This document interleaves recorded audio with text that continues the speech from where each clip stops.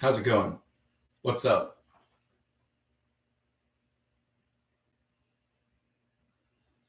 Fellas.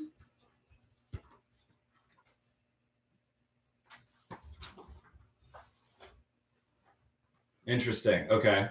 Okay. Does this sound fun? Good. Good. Good. Good. Good. Fellas, I've got a treat.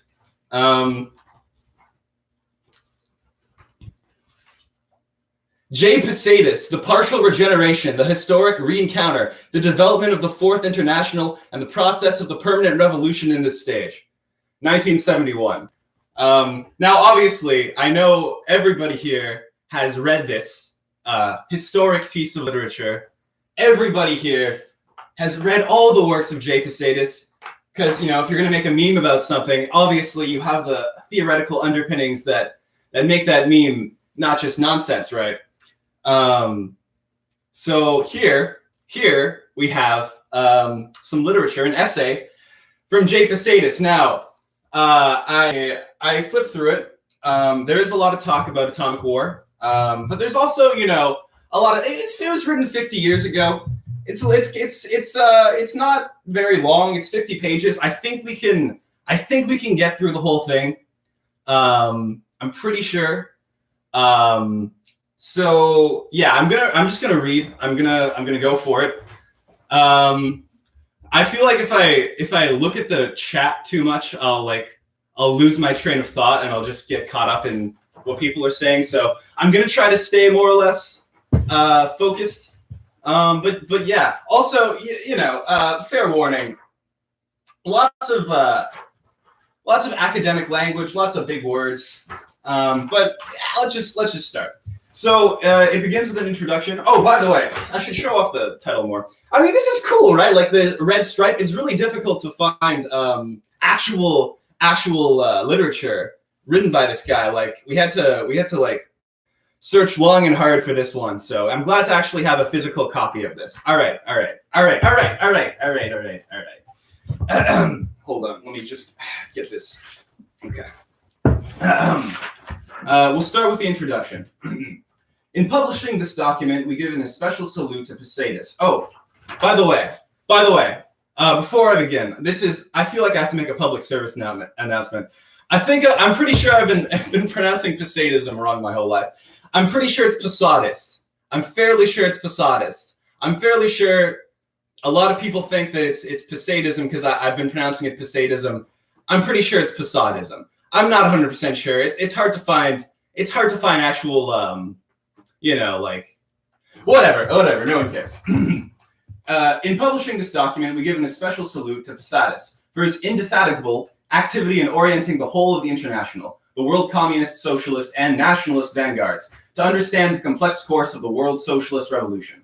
This document on partial regeneration in the workers' states is one of a number, which includes those on the revolutionary states, the role of the nationalist currents in the advance to socialism, the preparation for the atomic war, etc., where a key problem central to the orientation of the various revolutionary vanguards is scientifically posed and analyzed. In this case, the question is how to define the precise relationship of the bureaucracy to the structure of the world's workers' states at this stage of history. If there are changes in this relationship, how does this affect the role of the political revolution? How does it affect relations between the world revolutionary processes and the role of the workers' states? What is then the relationship between the workers' states and the communist parties? Posadas, in making this analysis of the partial regeneration of the workers' states, has based himself on one of the classics of Marxist methods, Trotsky's The Revolution Betrayed. There, Trotsky analyzed the peculiar phenomenon of the bureaucracy, its accidental character, the fact of its special interests which were not of the workers' states, and its counter-revolutionary nature. In this period, when Trotsky practically alone maintained the banner of Marxism and revolutionary purity against the epigones of Marxism, the bureaucracy, and it had a certain force and basing in itself on the ebb side of the world revolution, and on a succession of defeats of revolutionary situations, appeared as a powerful monolith in alliance with world capitalism. On the basis of the conditions of his epoch, Trotsky defined the Soviet Union as a degenerated workers' state. Yes, he did, actually. But world history does not stand still, and neither does Marxism. A vast number of phenomena had occurred since the death of Trotsky, which he could not possibly have foreseen. A whole number of worker states had emerged, which never arose under the leadership of a conscious Marxist leadership. And, on the other hand, an immense internal decomposition has taken place within capitalism. In other words, the condition which gave rise to the bureaucracy, isolation of the worker state, continued strength of imperialism, in addition to the limited weight of the Soviet proletariat, have disappeared. But there is no question of the self-effacement of the bureaucracy. Like capitalism, it does not phase itself out, reform itself, or change its fundamental nature. The political revolution remains necessary for the total regeneration of the workers' state, for the full restoration of proletarian democracy, Soviets' immediate revocability of mandates, elimination of social privileges, substitution of moral for material incentive. However, the analysis of Posadas makes clear that the bureaucracy can no longer behave in accordance with its real nature. It has to adapt itself to the conditions which no longer favor its hegemony. We recommend this document to be closely studied by the Labour Party and Communist vanguard in Britain, because the motor forces which drive the workers' states are fundamental for the centralization, don't like that word, of the world socialist revolution. The richness of the analysis and its scope in an acquisition for the Marxism of this epoch. It is on the basis of this analysis that we pose our objective to the Trotskyist Posadist wing of the international communist movement as a step in the construction of the mass communist international.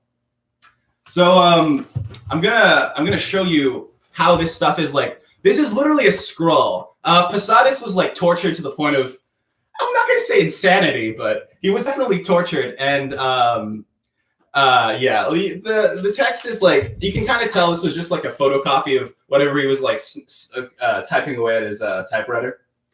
So yeah, that was just the introduction. Oh no, I really should stop. Allah. Jehovah, Allah. I guess it's like a generic thing. Streamers have to read out whatever is going on in the chat to prove that it's not pre-recorded. Nah. Let's just keep going. And again, if the density of that text is putting you off, keep in mind it gets no better. It's the whole way. The whole way. This was written 50 years ago. It was not meant to appeal to our dopamine brains, which have been like saturated with dopamine. Anyway. But inshallah. The historic re-encounter is a fundamental concept for understanding the course of the revolution. How should I read this? Like this? Yeah, that's better. It is a consequence of a powerful objective development of the world socialist revolution, of the disproportionate inequality between this powerful development and the absence of leaderships. But of the two, the one which determines the course of history is the powerful development. Because within the latter is intervening the conscious, semi-conscious, and empirical will and participation of millions and millions of the exploited masses, of hundreds of thousands of millions of leaders and middle cadres, of communist cadres, socialists, Catholics, and military men who intervene, weighing and deciding. All this emerges from a process and an economic, social, and political structure which extends and elevates itself. Between the Soviet Union, inshallah, of today and that of 1950, there is a fundamental difference. During the epoch of Stalin, industrial development was very limited. The world revolution was in retreat. After the war, the impulsion of the world revolution permitted the disappearance of Stalin. At the same time, there was a very important development of industry, of economic structures of the USSR, of agriculture, of technique, of science, above all, atomic science, creating conditions for the greater security of the Soviet people. The development of the world revolution, the setting up of new worker states, the development of the revolution in Latin America, with Peronism in Asia, with Ceylon and India and Africa, the development of the Chinese revolution impelled the world revolution, incorporating new layers to the process of the revolution.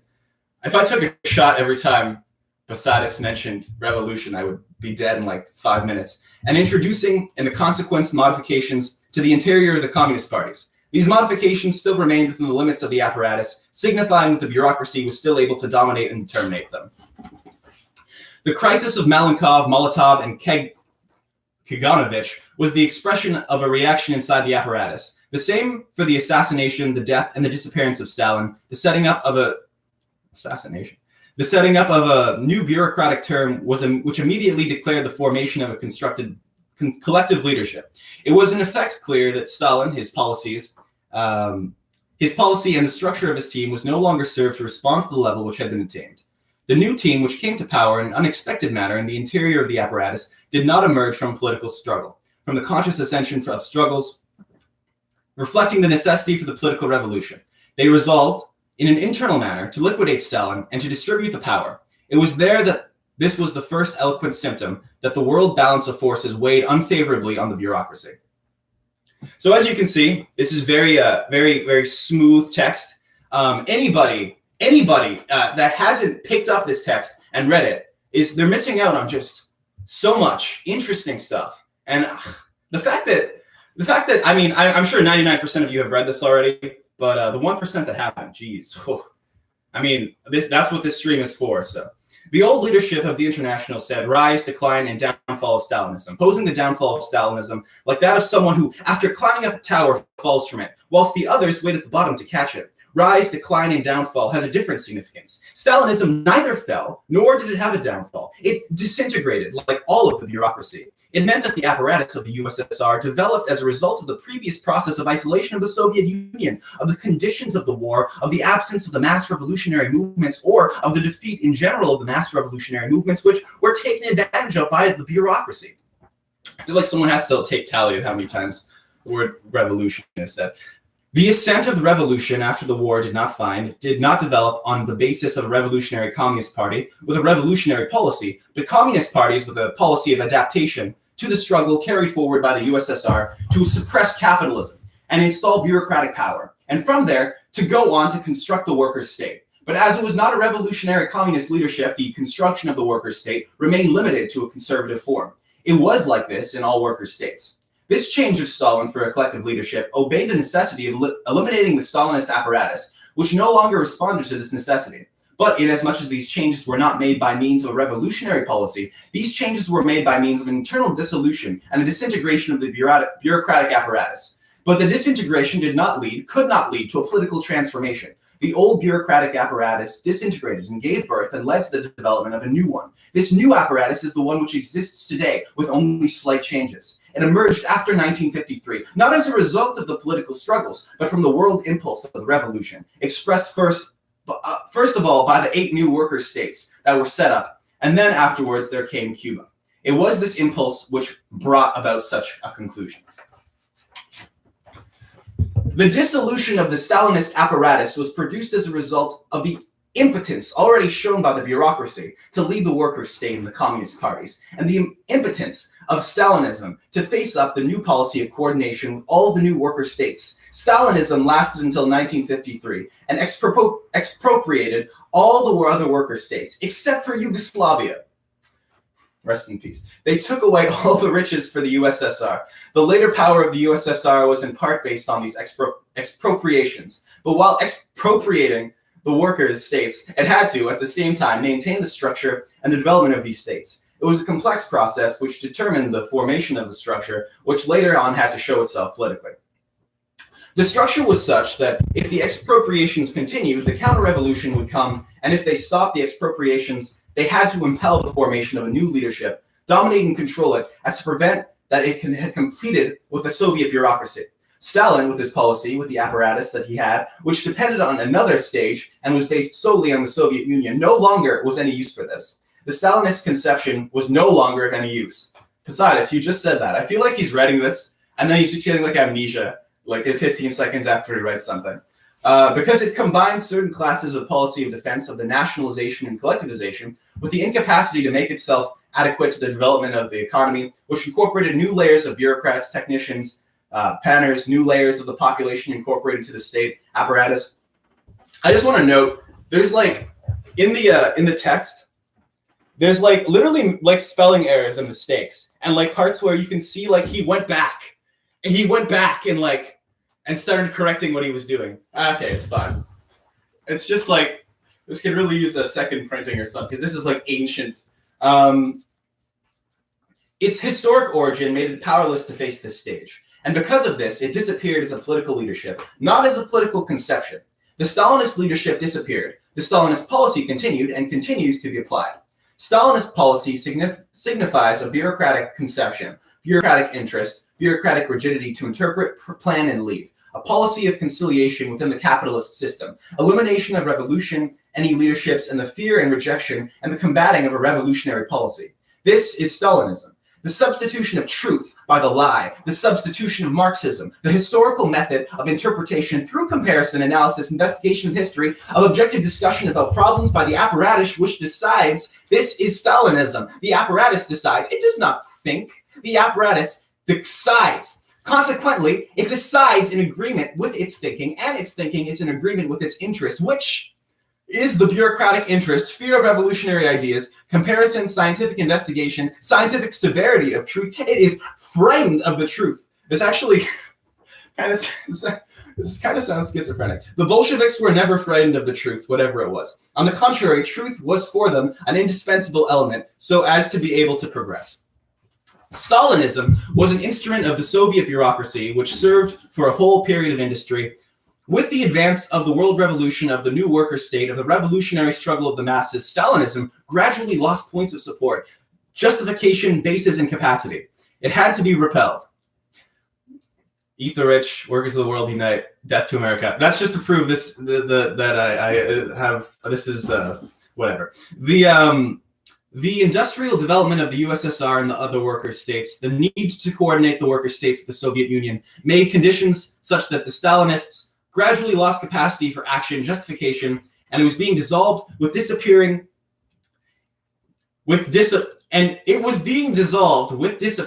communicated, transported, and transmitted to the new bureaucratic layer which had emerged from this apparatus. The same qualities which it had: fear of the truth, fear of discussion, lack of scientific interest to compare, deduce, resolve, taught it to face problems in agreement with the apparatus and not the truth, to try to make the truth adequate with the interests of the apparatus. I feel like I should probably know what he means when he's saying apparatus.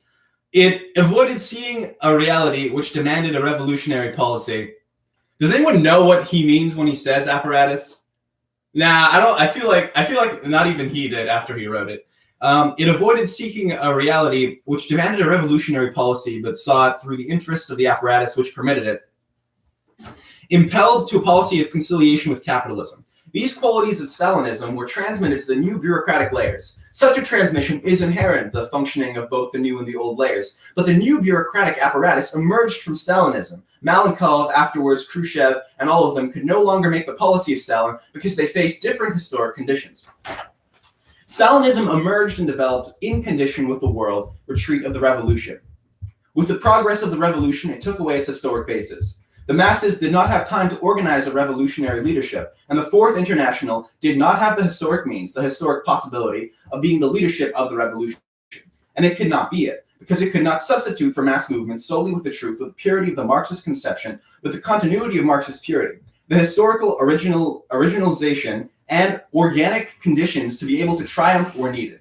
Marx needed 70 years for the justice of his historical foresight to be verified. We don't need 70 years. But the stages of history are not determined by years. They were responded to by necessities. The Stalinist Soviet bureaucracy, having to disappear, transmitted the same method, the same conception to the new bosses of the Soviet Union. These two were fed constantly, socially, through their roots in the economy. The development of the economy, the concentrated industrial development after the war, was superior to pre-war. The great industrial development of the Soviet Union, and in general the capitalist system, emerged in this period. It is sufficient to look at Germany, devastated by the war, and today, together with the Soviet Union and the USA, having the most powerful industry. And look at the Soviet Union, 25 million dead, 60% of the Soviet Union destroyed, and they've tripled production in 25 years. I feel like he's sending mixed messages with that statement, like he's kind of negging them. One has to take into account all the delay produced by the war. Today, it is the first atomic industrial power, the first military power with atomic arms. And in some aspects, it is the first industrial power. It became this in 25 years, starting from a country that was devastated. The United States was not devastated. It has been plundered by Yankee capitalism. Even though there has been a powerful advance in industrial growth in the US, its productivity has retreated in retaliation to the devastated USSR, which has tripled its production in relation to pre-war, but multiplied it by 100 times in relation to 1913, creating the most powerful atomic capacity in the countries of the world. The bureaucracy has had to base itself, keep in mind this was written in 1971, the bureaucracy has had to base itself on these conditions, to consider the world development of revolution, the setting up of the new worker states, the competition with their new bureaucracies. Stalin resolved these problems by means of arbitrary bureaucratic decisions, by imposing submission to the USSR. But the development of the world's worker states of the world revolution gave confidence and assurance to these states, raising the preoccupation of the proletarian vanguard in the Soviet Union, preventing the bureaucracy from continuing with Stalin, while still maintaining his same policy. Nevertheless, it had to respect the new worker states. I did like some tests for this stream, and as soon as I started mentioning Stalin, I got demonetized for some reason. I don't understand why. By its nature, by its need to confront the capitalist system, the USSR had to organize its coordination with the new worker states. It could not simply pillage them without provoking consequences. It had to respect their existence and to help their development, because it had to structure the social interest of the worker states in common against the capitalist system. And Stalin had no use for this. Neither the Stalinist party, nor the apparatus, nor the team, nor the political comprehension was of any use for this. Because of this, Stalin disappeared and was no longer of any use. Those who succeeded him followed the same policy, for they had to defend the same bureaucratic interests, but in a more elevated condition of the development of the USSR. The origins and the reasons for the development of bureaucratic layers were ceasing without disappearing. Yet the rhythm and dynamism were ceasing, and at the same time, as more bureaucratic cadres continued to be provided, revolutionary cadres, I hope I'm saying that right, cadres, needs and weight were gradually being produced, more than the economic development could provide for the formation of the new bureaucratic layers to enlarge the Soviet bureaucracy. This guy does not like bureaucracy. Okay, interesting. Socially, the historic and concrete conditions were gradually eliminating the rhythm, quantity, and quality of the provision of bureaucrats and functionaries. On the other hand, the development of the revolution was increasing the number of militants, of cadres, of conditions and structures favorable to the revolution. Even if Stalinism persisted, it had to confront the historic conditions of which it no longer allowed it, which confronted it. The Moscow trials of 1936 became impossible. All the new conditions were against it. This contained the bureaucracy without eliminating it, without excluding it, but forcing it, including it with a period of Malenkov, and afterwards with Khrushchev, for no reason. This is going to be a test of endurance for me, I can tell at this point. The Moscow trials of 1936 became impossible. All the new conditions were against it. This contained the bureaucracy without eliminating it, without excluding it, but forcing it, including it in the period of Malenkov, and afterwards with Khrushchev to reason. But as they had acted as perverted bureaucrats, they reasoned for a year, and then they disappeared. The disappearance of Malenkov, a lot of people are fucking disappearing, and afterwards Khrushchev was determined by the uselessness of their policy to maintain themselves in power. They had to confront alliances, interpretations, confrontations with the new revolutionary movements. The bureaucracy was not prepared, did not understand, felt bypassed by such a process. Its interior structure made it distant from this process. The first experience of the bureaucracy to try to dominate the workers' state, which was the experience of Yugoslavia, went against it. It showed that it did not have the power to make the world revolution submit to it. It had the power to control it, to direct it, but not to make it submit. It is this which explains the changes in relation to Tito, and the adoption of a more flexible policy. After the war, the conditions changed. The relationships between the bureaucracy and the proletariat, with the vanguard and the world course of the revolution changed.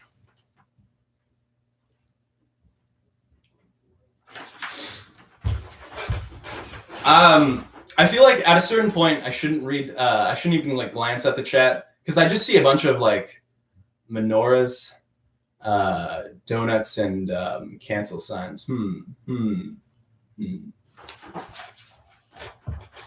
I wonder how much control I have over this. Can I get a nuke? A nuke. A nuke sign? Now, see, this is what happens. I get too caught up in this. I have to focus. I'm going to finish this. All right.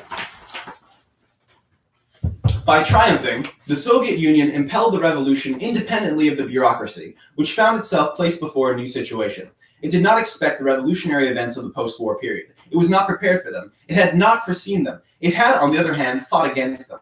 First in Poland, then in Yugoslavia, then in China. Didn't it even say to Tito that he should give power to King Michael? The revolution developed and triumphed despite the bureaucracy, which meant new conditions appeared which it had to take account of as they developed. It had to yield, but it still controlled. It had to confront the resistance of Yugoslavia and of China. Fellas, We're on page 7. Only 43 more to go. By the way, let me just take this minute to say, if you haven't been reading J. Posadis' essays, I can't even ironically recommend them at this point. By triumphing, the Soviet Union impelled the revolution independently of the bureaucracy, which found itself placed before a new situation. It did not expect the revolutionary events of the post-war period. It was not prepared for them. It had not foreseen them. It had, on the other hand, fought against them, first in Poland, then in Yugoslavia, then in China. It had to confront the resistance of Yugoslavia and of China. All this demonstrated that in the organization of the new worker state, the power of the bureaucracy found its limit. But the bureaucracy had nonetheless to count on these new worker states in order to maintain itself. It tried to hand over Yugoslavia before yielding and discussing it and arriving at an agreement with the Yugoslavia Communist Party. At that time, the Yugoslavia Communist Party was truly communist and not bureaucratic. Later, it developed the bureaucratic interest much more. Its first reaction was to take the road of revolutionary opposition. At that moment, the International took a position which was not incorrect, but which remained general, simply of helping them. For on the other hand, it did not understand the process, and 2 years later, they said that Yugoslavia had returned to capitalism. This Yugoslav process indicated the resistance which the Stalinist apparatus was meeting, but at the same time, that the historic conditions did not permit capitalism the force to confront the Soviet Union. Immediately after the war and the setting up of a new worker state, the Soviet Union and these worker states had to confront Yankee imperialism, which took note of the danger, which insisted in Europe, which was going to be entirely gained by the worker states. This was the reason for the aid of the Marshall Plan, which gave $12,000 million. Dollars of that period, not of nowadays, just to drive the point home, I guess. It sought to support the capitalist states to prevent the influence of the worker states.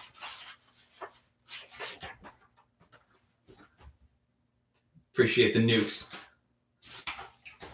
But you shouldn't listen to what I say. You should be your own person.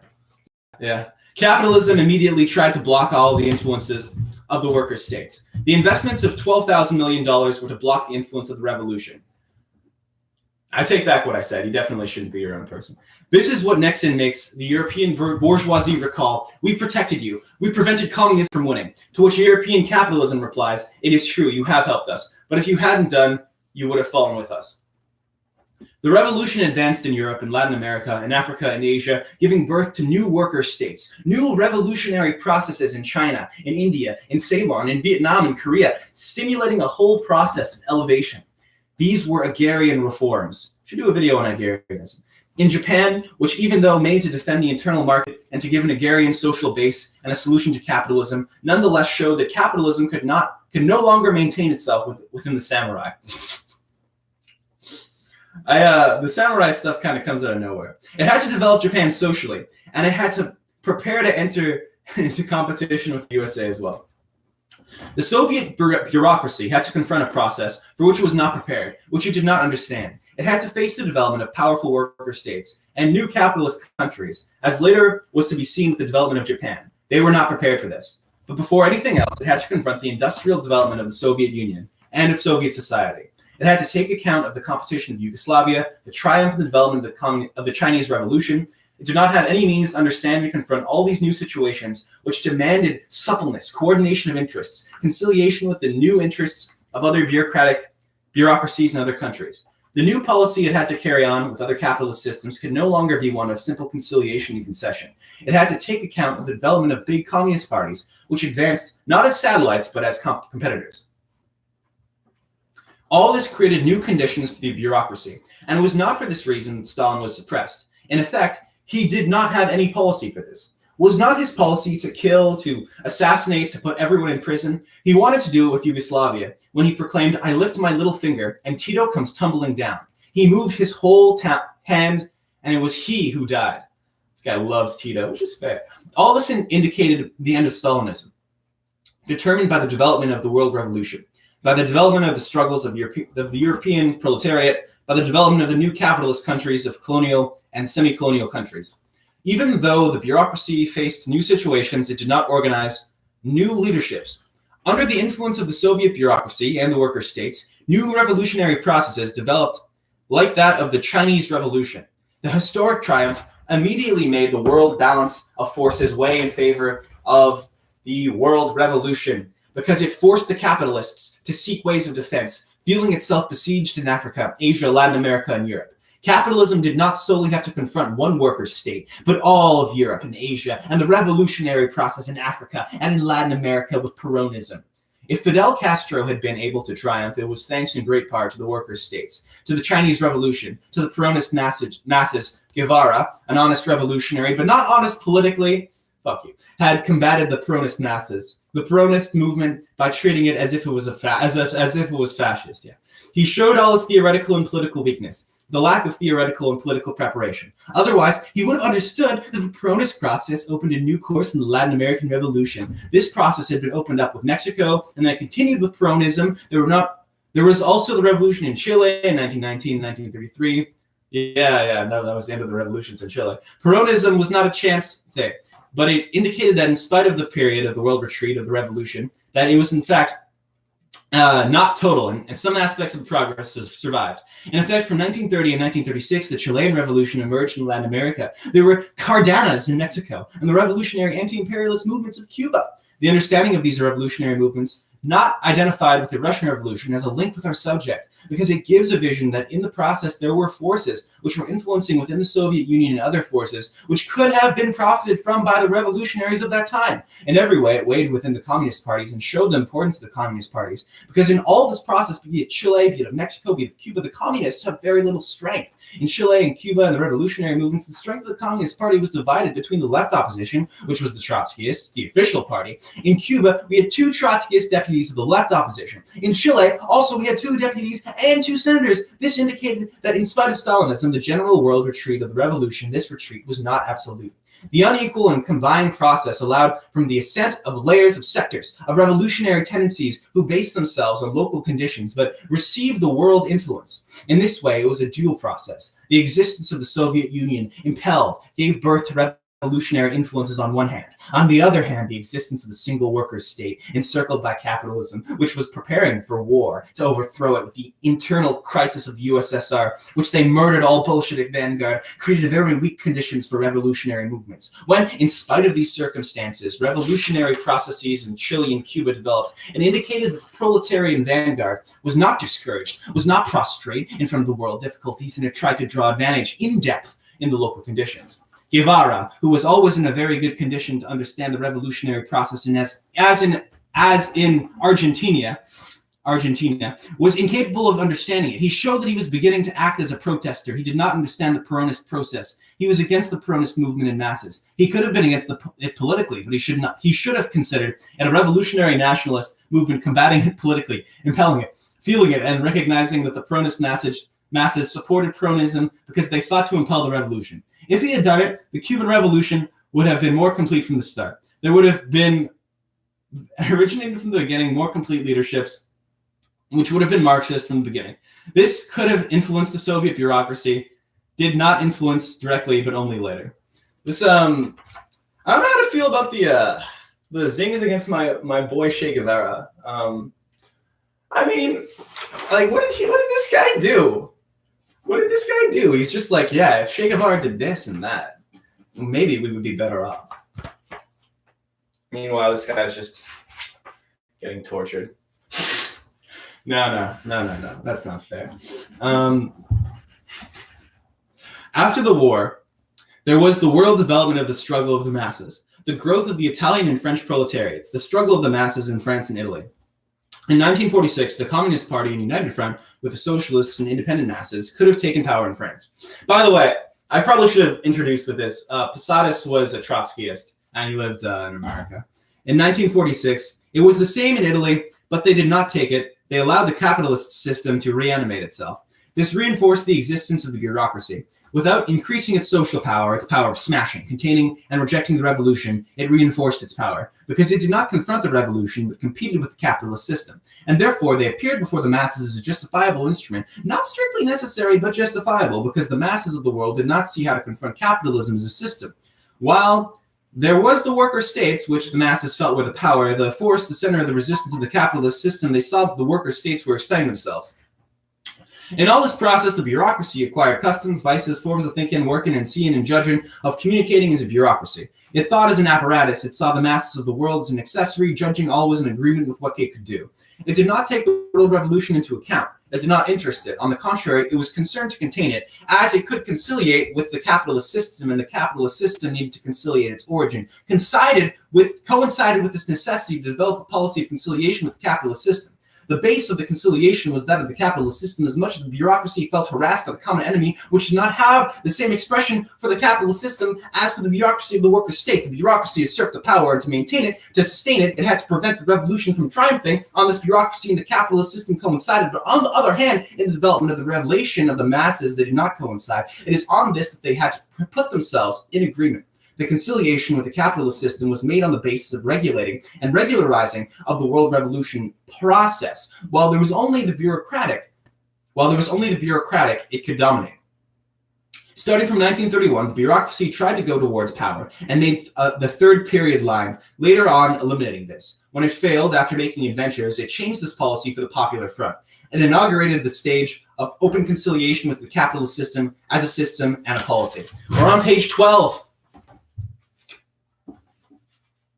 We're on page 12.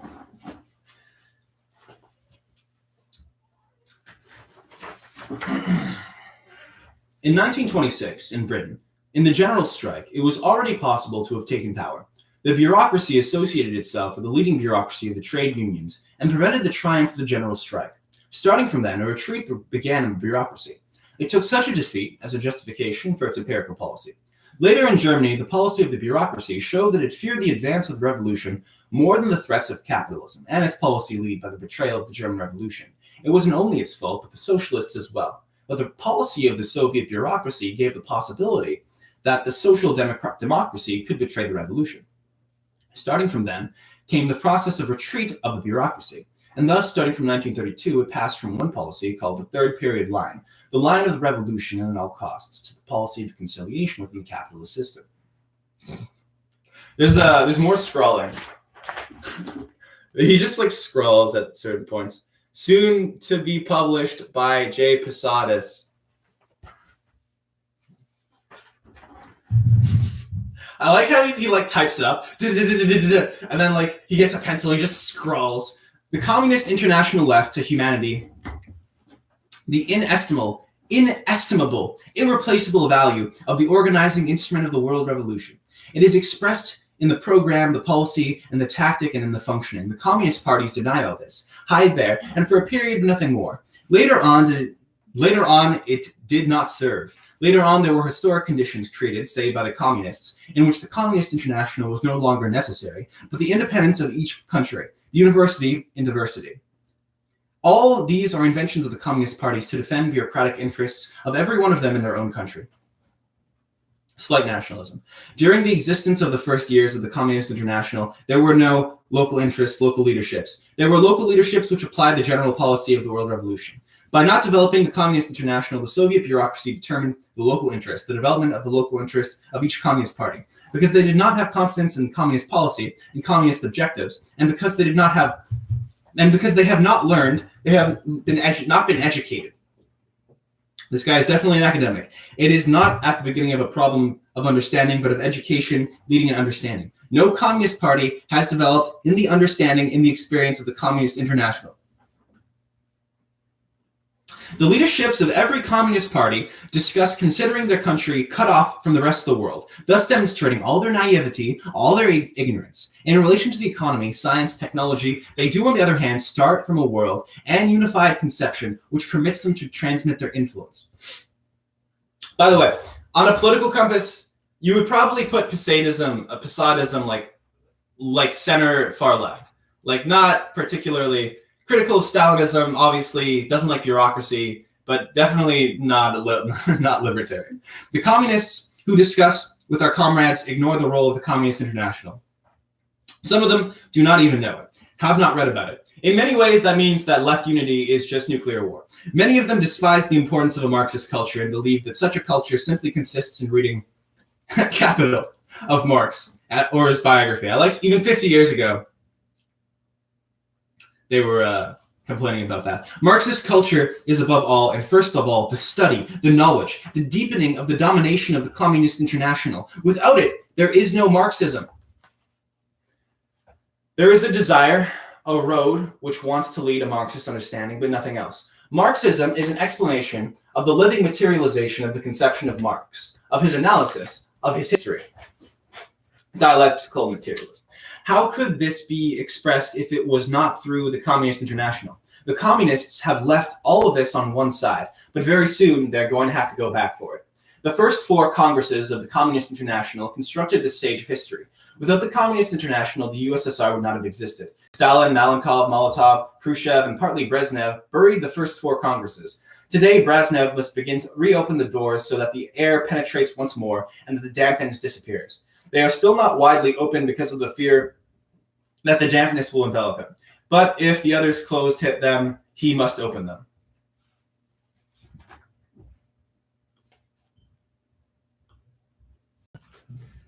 The first 4, Bratislavia. Honestly, I've never heard of Bratislavia. Bratislavia has been the announcement of the need for a new rebirth of the Communist International. This is why we qualified it in that period as an attempt to respond to the needs of history. While they skate over the Communist International, they have never had it in every way to re-seek contact with the world proletariat. Thus, it was a sketching of the functioning of the Communist International. Such is a necessary road to follow. In the measure where power is still in the hands of the bureaucracy, we must analyze its conduct, its behavior, in order to understand the influence by which it receives the strength which it has, and how the world intervenes and influences these structures. This is why, without having great numerical force, by basing ourselves in our theoretical capacity for organization, we succeed in influencing movements. We do not believe that the influence is the most adequate way to decide, but we must take account of the historic process which leads to this type of concentration. Influence is necessary, but it is not the appropriate means to decide. Influence impels, gives confidence, helps to organize. The bureaucracy of the worker states, while being heterogeneous, must coordinate with its action to confront the capitalist system. It must act as a single political leadership. Today, with the capitalist system, it is more and more of a necessity for the whole bureaucratic leadership to plan their general policy. And this goes hand in hand with the internal struggles. Even being heterogeneous, they must contract alliances, coordinate their interests. And then there's some bulletins here. I don't know why he just shoved some bulletins in the middle of his essay. But more power to you. But the center that decides the stage of history is not the coordination of the bureaucracy, but the fact that capitalism can no longer support it, and consequently that the capitalist system is preparing and is going to try to survive with the atomic war by smashing the worker states. In spite of the divergent interests of the bourgeoisie amongst themselves, capitalism cannot endure a single worker state and has to prepare itself as a system to smash it against one or another bourgeoisie. But unified as a system, this takes away from the bureaucracy the possibility of maneuvers, of great historic success, of the sort made by Stalin. It takes away such force, of the utilization of the intercapitalist disputes, of the intercapitalist contradictions and competition, but it takes away the base of historic prolongation, of the survival basing itself on the policy of coexistence with the capitalist system. In all this process, the bureaucracy has not increased its level, its number, its bureaucratic capacity, but on the contrary, they have retreated. Compared with the progress of the world revolution, the bureaucracy is inferior to what it was before. The worker states increased in number. In each country, the number of bureaucrats increased, but proportionally less than the advance of the progress of the revolution, numerically and socially and politically inferior. The bureaucracy does not reproduce itself according to industrial, social, and revolutionary development. It's reproduced itself, but in a numerically very small way. And qualitatively, too, the commanding positions are not entirely in their hands. They still have them from the previous stage, but now they have to dispute them within the world revolution. The influence of the world revolution within the worker states obliges them to discuss, to appreciate, to see reality, and to have to respond to revolutionary reality that demands changes.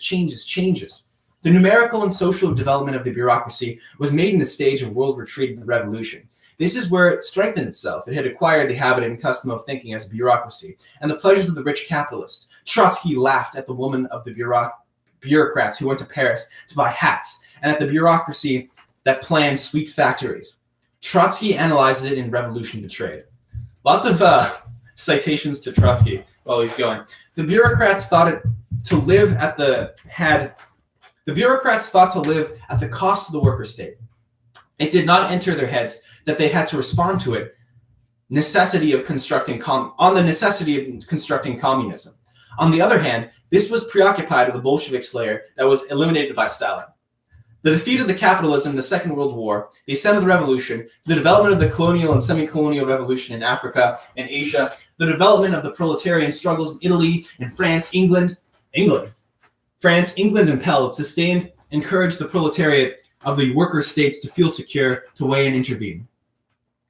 It's incredible to me that there's 800 people here. Because, okay, all right.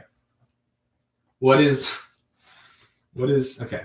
The development of industry strengthened and broadened the proletarian base. In the first stage, this encouraged a proportionately greater number of technocrats. But in the world development of the revolution, the nationalist revolution, the decomposition of the church, a part of the capitalist armies, the numerical development of the proletarian and the worker states, industrial concentration of the worker states, the coordination of the necessary struggles of the worker states against the capitalist system. I feel like I could put in world revolution capitalist states into like a bot that auto generates text, and get this. The ex-internationals, I'm not actually sure who the ex-internationals are. Like, I'm not sure who he's referring to there. Is it Stalin? I don't know. But it was incorrect not to see the consequences. Because the consequences of the origin, development, and death of the bureaucracy were not the consequences of an inanimate process of nature. They were not the consequences of a process in contact with the world revolution. So the process of disappearance of numerical containment of the bureaucracy, the increase of worker states, the development of the worker states, where was it leading to? What was the conclusion? The ex-international said the policy of entrism. The policy of entrism. Entrism. I've never heard of entrism in my life. They took up entrism and they dissolved, disintegrated, and perverted themselves. Keep in mind, I've been trying to figure this stuff out for like 8 months and I've never heard of entrism. It was a lack of appreciation of the process. They gave the liquidation of the bureaucracy as a numerical global result of the force of the proletariat, of the concentration of the proletariat, of the greater development of the worker states. They hoped that automatically or simultaneously in the Communist Party, they were going to be struggles that would correspond to the greater weight of the proletariat. This is why their policy of entrism failed. The policy of Pierre Frank, Pablo, Mandel, was to wait for the development of the proletariat and of the revolutionary struggles that would lead to the organization of the revolutionary tendencies that would gain a majority. We're on page 18.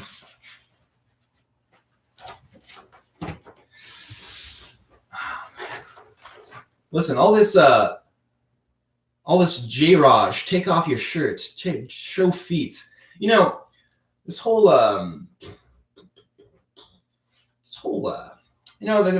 a video coming out on that topic soon.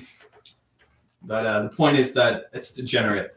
The course of history changed, but not the objectives. The course and the forms changed. The growth of the bureaucratic social power was contained. Its political power was strengthened, but not its social power. The world point of support of the bureaucracy was diminishing. The bureaucracy, I'm assuming by bureaucracy he means both capitalism and like USSR bureaucracy. It still exists as the social leadership. Thank you, by the way, the people super chatting. I can't read their stuff, but yeah, it still exists as the social leadership. It has a powerful apparatus in the Soviet Union and the worker state, but it no longer supports itself in the justification that it is necessary to defend the worker states, whatever it costs. Now, it must support itself in the state justification that it is necessary to construct communism. The unequal and combined development allowed it to sustain itself, but no longer to justify its historical conduct. It is not merely and simply a question of political and military power. It has to justify historically why it exists, while every layer of the bureaucracy in the previous stage justified its power with the isolation, the necessity of defending the Soviet Union, and the development of the struggles to subject and defend itself from capitalism. Now it has to justify, it has to show that they genuinely represent the world descent of the revolution, the empirical coordination of the revolution, the empirical coordination between the struggles of the French, Italian, English proletariat with the worker states, that they can coincide and converge in all this activity. We seem to have gotten through the first part. It seems like we've hit another chapter here. I think this is how he's breaking up his stuff.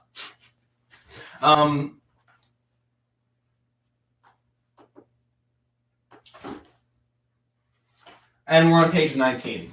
At this rate, it's going to take me like 2.5 hours to finish. Not from here. I mean, like, probably 1.5 more hours. By the way, this is my first stream. Never streamed before. So, yeah, appreciate you being here. The Soviet bureaucracy discusses with European capitalism and the European proletariat. If I do this again, it'll be better.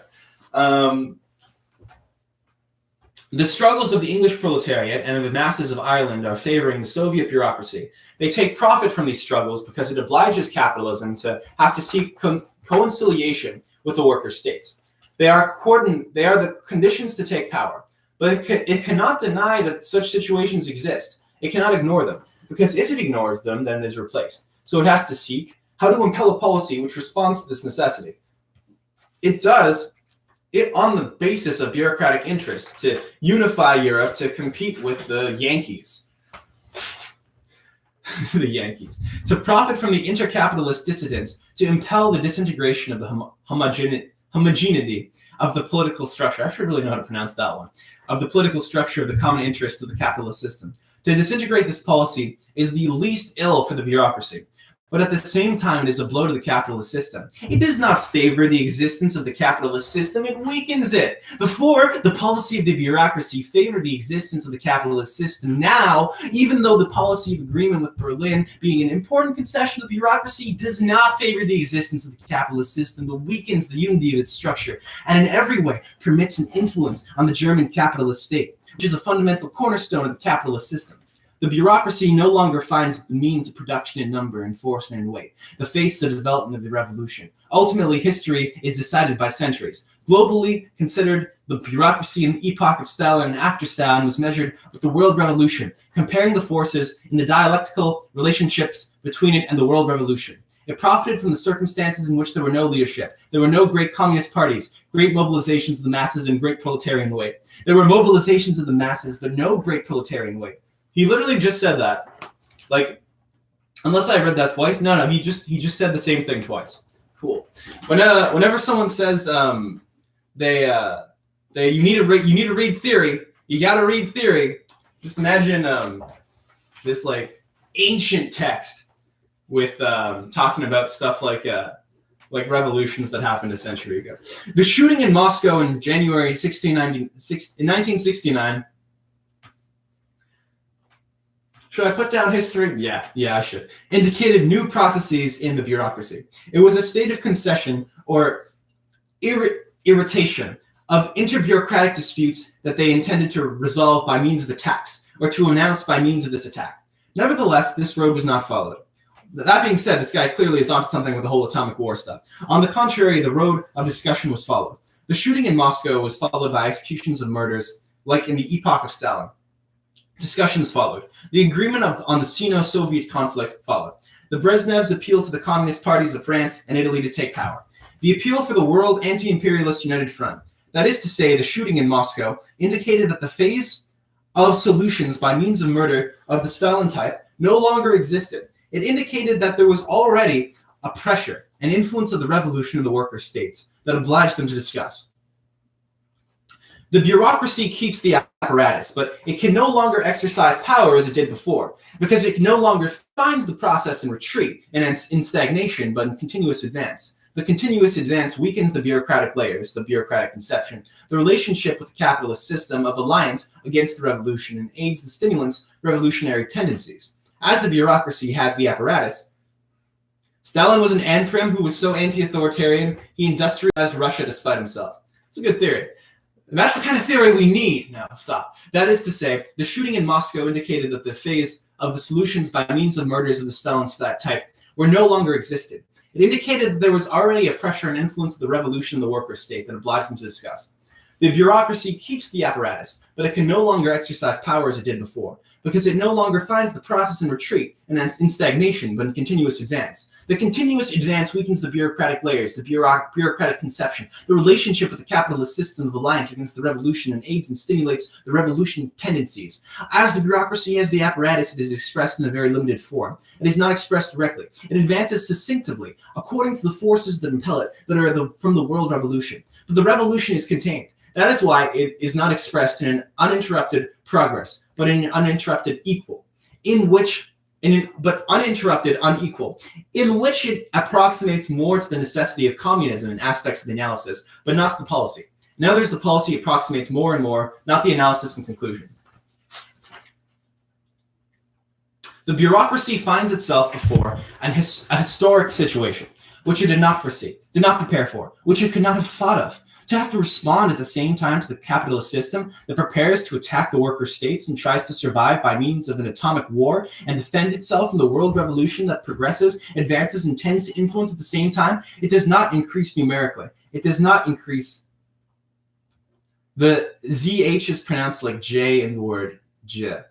I'm going to have to remember what that... Okay, next time I see a ZH, I will pronounce with a J. You shouldn't trust me to pronounce things properly. The absence of the mass communist international, the centralization of the world communist movement, dispersed the objectives of communism, dispersed the objective capacity to analyze the world, the bureaucratic apparatus dispersed in it. The masses of the world, the conception is maintained intact. It is not the instruments. The conception exists in their sentiment, and they show it and express it through solidarity, through the repercussions that the revolution has between one country and another, amongst them in the United States. A world climate, a world situation exists, which means that the bureaucracy cannot dispose of these movements by confronting and containing them. It sees the capitalist system, which tends to sustain itself, to survive through the atomic war, and it is posed that it is not to defend itself from the revolution. It does not progress nor reproduce itself according to the necessity of survival in the context of the development of the revolution. Technology, science advance, scientific capacity advances, knowledge advances, the struggle of the masses of the world and the most backward countries impels the communist sentiment. Wait, let me read that again. The struggle of the masses of the world, of the most backward countries, impels the communist sentiment. Did he call what? I'm confused which countries he's calling backwards.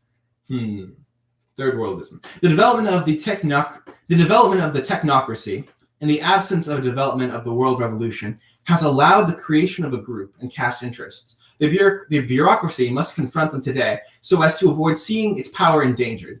What is lacking is a world center of communist revolution, a center which emits ideas and communist objectives. What lacks are the Soviets, the developments in each country of proletarian democracy. Because of this, local bureaucratic interests develop and clash together.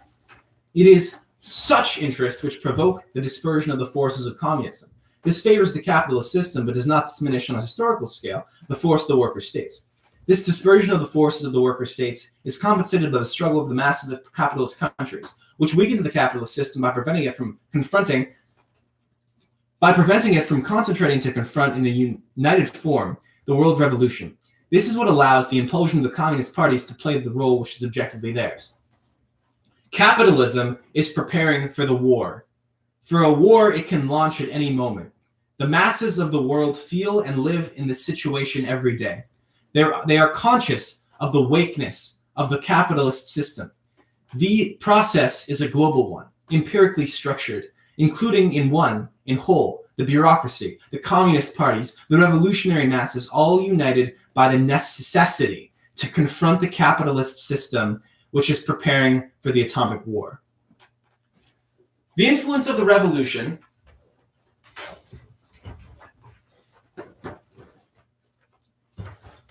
let me just correct my attire here.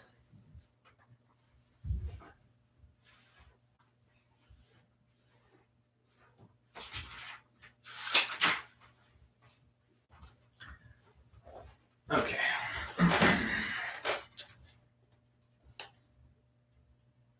Looks like we're on a new chapter, actually. Okay. It's called The Bureaucracy. I can't read this upside down. The bureaucracy no longer has the possibility to conciliate. He said that 50 years ago. Okay. Bureaucracy no longer has power to conciliate. Like the only guy who would be like, when he sees like a nuclear bomb overhead, like, yes.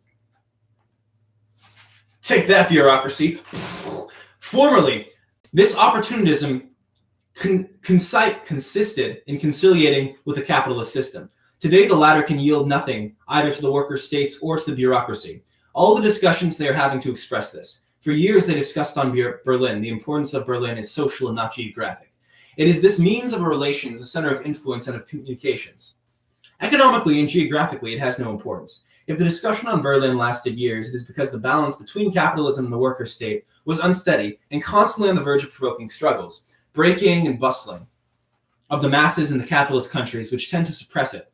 It is in a deadlock because of the influence of the workers' revolution. Its relationship with the bureaucracy and the worker states can give it no steady basis for the conciliation and opportunism, both of which are deadlocked by the revolution and no longer have the possibility to conciliate. The agreements they make are temporary and they cannot last many years. The Sino-Soviet conflict is an expression of this state.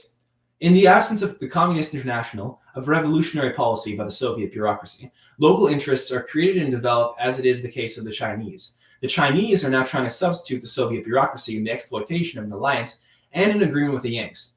Such an agreement favored their counter-revolutionary military and atomic preparation.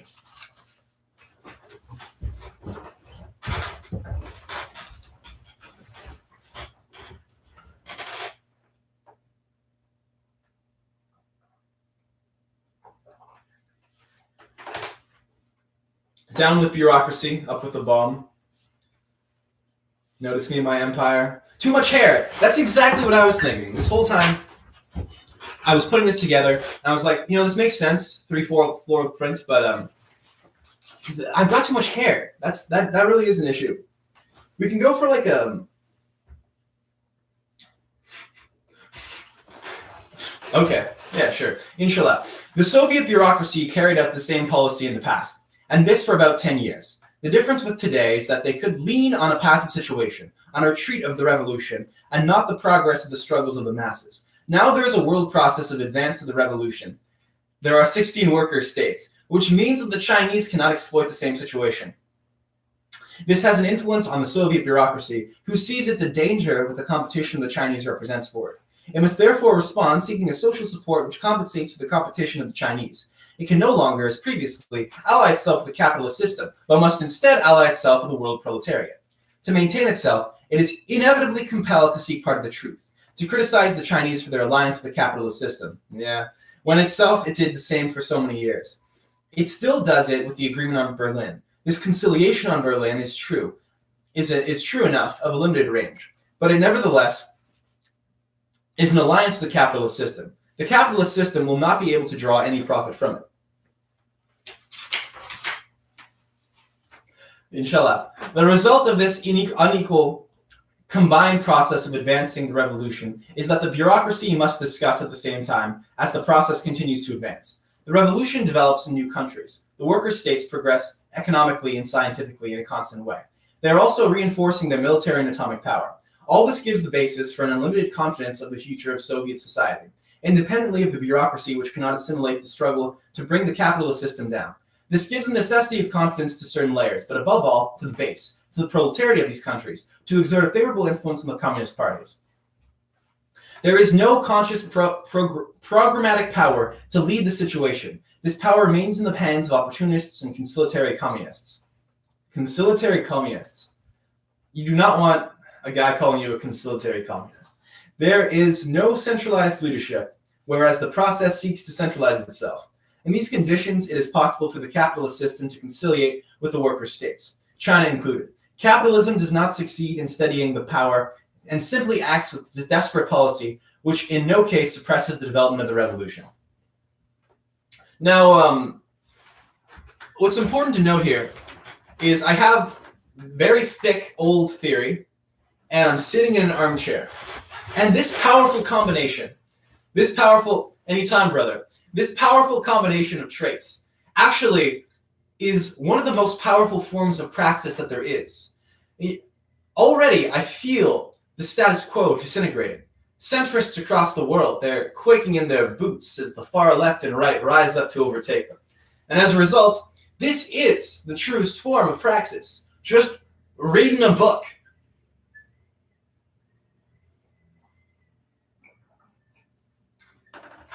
All right.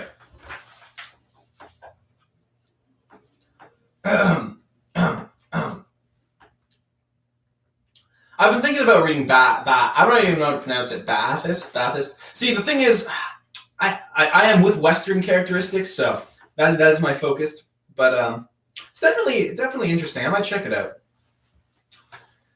The bureaucracy has the power in its hands, but to retain it, it sees itself compelled to say in the letter of the Brezhnev sent to Gierek, the objective of communism is human fraternity. 8 years ago, Khrushchev said the objective of communism is to give more goulash. The difference in this prognosis and an analysis indicates what is weighing inside the worker states. The communist preoccupation of the vanguard. Yeah, I mean, I hope communism is human fraternity and nothing else, just specifically fraternity. Men hanging out. This is why we talk of Soviet bureaucracy, sees itself obligated to interpret history in a way which is near to communism. It does this without change. It's without changing its objectives. And in consequence, this facilitates the task of the political revolution. One thing Khrushchev speaking of goulash, an altogether different thing, is Brezhnev speaking of human fraternity. One thing is Khrushchev seeking an agreement with the Yankee imperialists on the back of the worker states. Another thing is today's bureaucracy, which has to support Peru, Bolivia, Chile, and the Middle East at the price of the alliance and the agreement with the capitalist regime. Without giving up its interests, the bureaucracy, to defend itself, must yield in part to the requirements of the revolutionary policy. To prevent itself from being knocked down, it must yield. We support ourselves on this process with the perspective of deepening it systematically, to build the new leadership inside and outside.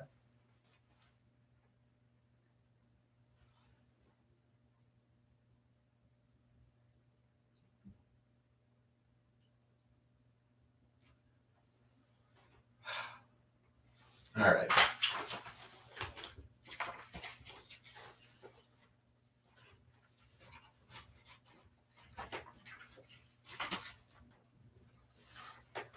The Chinese are going back on their previous policies, but the conquests of the Chinese Revolution are never going to be put back on.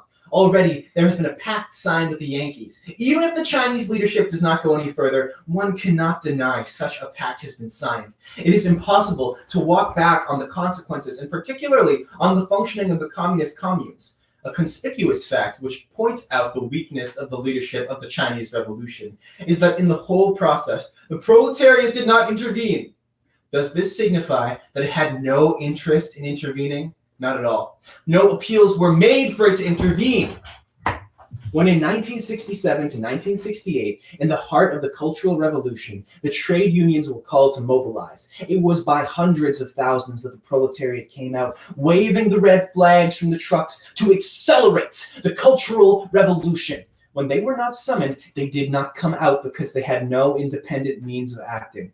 As soon as they saw the possibilities to do it, the proletariat did arrive. They came out singing the International and not the Red Heart of Mao Zedong. There are many examples which constantly show that the Chinese communes have a deep progress of communist sentiments and relationships. The policy of the Chinese leadership is a bureaucratic attempt to carry out the Stalinist policy of conciliation with the capitalist system, to objectify the conditions of history which no longer allow such a policy. Stalin used specific historical circumstances which were favorable to such a policy. He started off by suppressing all revolutionary leaderships and then drew profit from the international imperialist conflict, while the Germans were preparing for the war, as were the Italians, against the French and the English and the Yankees. Today, the situation is different, in which the worker states are against capitalism. The conditions of Stalin's epoch are no longer exist, neither for the economic policy nor for the preparations for the war. The policy of the Chinese has no preparation, neither in the long nor in the short. It is going to fail, and therefore impel the revolutionary tendencies inside China, which want a policy of coordination of all worker states. The behavior of the Soviet bureaucracy, which appeals to the united front with the Chinese, is more logical, for a response to the needs of the workers.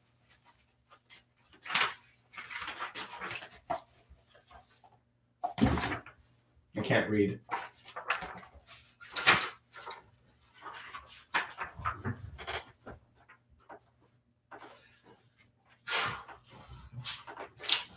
Capitalism is preparing for the war in the short time. For a war can launch at any moment. The masses of the world feel this and live in this every day.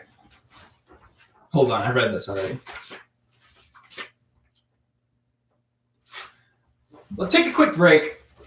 Give me suggestions for books I should read, and I don't want anything like liberal. Something good.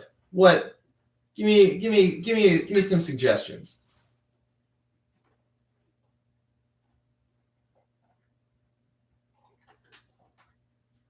I'm all ears. Fully automated luxury gay space communism. There's a bookstore near me that sells that. I could probably pick that up easily. Oh, you know what? I should definitely read some Nick Land or Moldbug. That would be a good follow-up.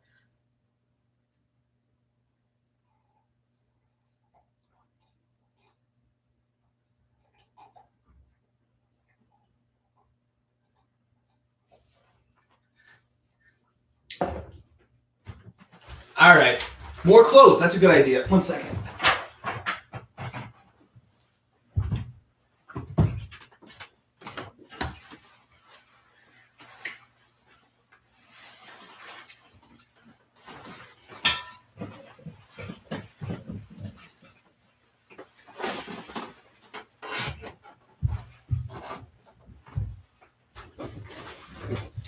All right, fellas, let's continue doing a praxis. So where were we? Okay. Last I remember, he was complaining about the Chinese for making deals with the Yanks. All right. We're on page 30. So we're a little more than halfway done at this point.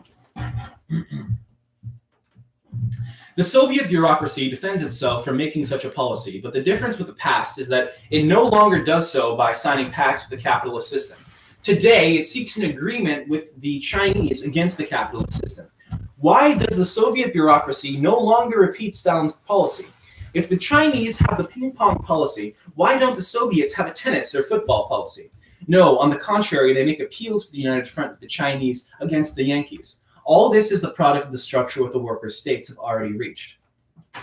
But the main difference from before is that today they have to impel the struggle against imperialism. And all this is going to have important consequences in France, in Italy, in England, as much as in the whole world. For this is inevitably going to lead the bureaucracy to impel the struggle of the proletarian vanguard, which feels sure of itself, decided to confront the capitalist system. All this part of the partial regeneration. I'm slowly starting to understand what he means when he says regeneration, and specifically partial regeneration. It's like slowly forming something in my head. I'm getting it. Regeneration has limits. The bureaucracy cannot assassinate itself. It is going to seek to conciliate with the revolution, with the CEPs, with the masses, as long as it is at a level which does not compromise its authority and power. This is obvious. The proof of this is given by its constant retreats which are different in the workers' states, and the communist parties. It is in the latter that the retreats are the greatest. The bureaucracy has to defend itself from the capitalist system and to prepare itself for the final settlement of accounts. It must count with the interior processes which directly endanger its power in Poland and Czechoslovakia and the Soviet Union.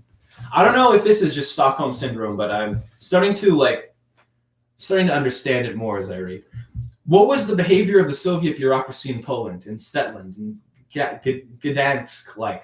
During 20 days, it did not intervene, thinking that the proletariat was going to be dissuaded and was going to abandon its opposition to the leader of the Communist Party. But when the bureaucracy saw that the proletariat was likely to maintain its intervention, giving proof of its spirit of decision, it intervened with the letter of Brezhnev. Whereas in the past, Stalin gave the order to the bureaucracy to kill, to assassinate, so as to prevent any questioning of the bureaucracy's power. Today, Brezhnev writes a letter saying we must yield and come to an agreement. Not only yield, but also come to an agreement. The objective is without doubt still the same one. Maintain the power of the bureaucrats, but to yield will always signify to weaken this power to enable the advance of the conception of democrats and Soviet functioning. This is not going to reestablish the Soviets in democracy, but the process moving towards them. Whereas with Stalinism, the line was the alliance with capitalism, assassination, and destroying the others. All this is the partial regeneration. Because this was really hard to find. I'm probably going to open a P.O. box. And then if you send me a book, I might just read it. Maybe. Or whatever you want to send me. I've got to remember to do that. Okay, holy shit. We're page 31. Page 31. The title of this essay is The Partial Regeneration, blah, blah, blah, blah, blah, blah, blah. And it goes on for a while. And only now is he describing regeneration. Like the whole, you know how in an essay you start by defining your terms? And then I guess he's just assuming only people reading this have read all the rest of his work. All right. We call this regeneration because the bureaucracy must abandon its policy of repression for the policy of concessions. It must shift from a policy of alliance with capitalism to that of seeking alliances with the world proletariat, from the policy of selling out revolutions to that of selling arms to support revolutions in the Middle East and Asia and Africa. We call it a partial regeneration insofar as the intentions of the bureaucracy in this policy are quite obvious to maintain its power. It can no longer do as it has in the past, through repressions, through the sellout of the revolution, and through alliances with the capitalist system. It must take concessions. For this reason, the regeneration is only a partial one. But on the other hand, these concessions, this regeneration facilitates the development of discussions, the policy of the movement and orientations which are weakening the system of domination of the bureaucracy. It is for this reason that we see in the partial regeneration a means to develop a political revolution, not a substitute, but a means to make it less cruel. It is not a question of eliminating it, but of trying to prevent some of the damage it will cause, so that as few interruptions as possible in the interrupted course of the revolution. For this reason, such a partial regeneration takes place, and also the development of the influences and processes for the formation of the revolution leadership. For this reason, the historic re-encounter originates from the partial regeneration. The impulse, the movement, the apparatus, the development of the communist layers seeking communist revolution policy is made easier. These layers are seeking Marxism. For the first time, they are interested in it. The CPs in Great Britain, and Uruguay, and Brazil, and Bolivia, and Chile, and France, and Italy are all examples of this. The partial regeneration and historic re-encounter do not supplant the political revolution. They mean conditions which facilitate the revolutionary process of the Fourth International. Our role is not annulled by this process. It is facilitated for the very reason that the objective of our revolutionary policy is to develop and generalize the world course of the revolution, is to give consciousness the necessity to return to Marxism or to see it applied as if it was for the first time. Therefore, our task is facilitated. If there was any other way, we could use it. The partial regeneration facilitates our activities and enables us to introduce ourselves in the vital centers, which the proletarian values concentrate, where the world revolution is concentrated. In consequence, this enables us to concentrate our possibility to exercise and develop our influence. In Trotsky's epoch, there was only one worker state. Today, there are 14. The atomic war did not exist. Today, there is the atomic war. There were no revolutionary states. Today, they exist. Read the fanfics of the ideologies. I'm pretty sure that would get my stream banned based off of degeneracy. Yeah. I mean, I'm willing to do it, actually. I'd have to go through and censor all the stuff that I would not be able to read. It is on the basis of these conditions that we must see the centers which decide the possibilities of development, the basis of the new revolutionary leadership in the worker states, and the world communist movement.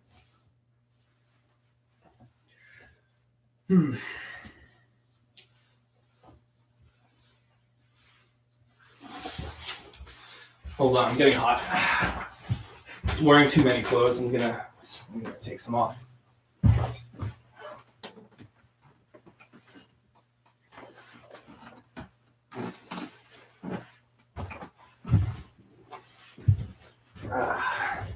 Much better.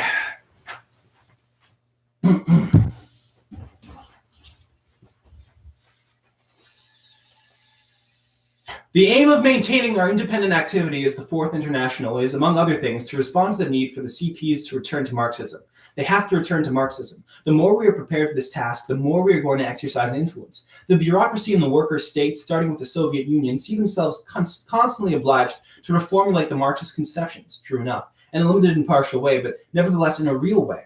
The letter in which Brezhnev talks of human fraternity as the objective of communism clearly indicates how they are obliged to discuss now. They can no longer pose that the objective of communism is to secure life, a job, and work. Now they have to talk about human fraternity, thus reflecting a preoccupation of the communist vanguard. We are advancing towards this preoccupation. This is why the more we develop our movement, our texts, our capacity to write, to organize ourselves, the more we are going to show ourselves capable of objectively influencing the process. The partial regeneration is not going to lead to a total regeneration.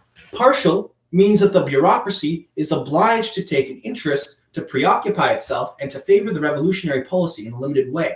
The bureaucracy does not only consist of Brezhnev, but of a whole series of layers. What? The bureaucracy it does not only consist of Brezhnev, but of a whole series of layers. These are all different categories. The most remote from the communist interest is the one which does not exercise the role of the Communist Party. But it is also the strongest category, the one with the close links to economic apparatus, with the yuzu fruit. Even the military apparatus is closer to the party because it depends on it. The layers of economic apparatus are the bureaucratic sectors which tend to take a distance from the interest of centralized functioning of the worker state, be it in Poland and Czechoslovakia and Romania and Yugoslavia. Nevertheless, it is the party which determines the most. So again, the last 32 pages have been about regeneration and a worker state and all this stuff. And then he doesn't even describe what he's talking about until more than halfway through.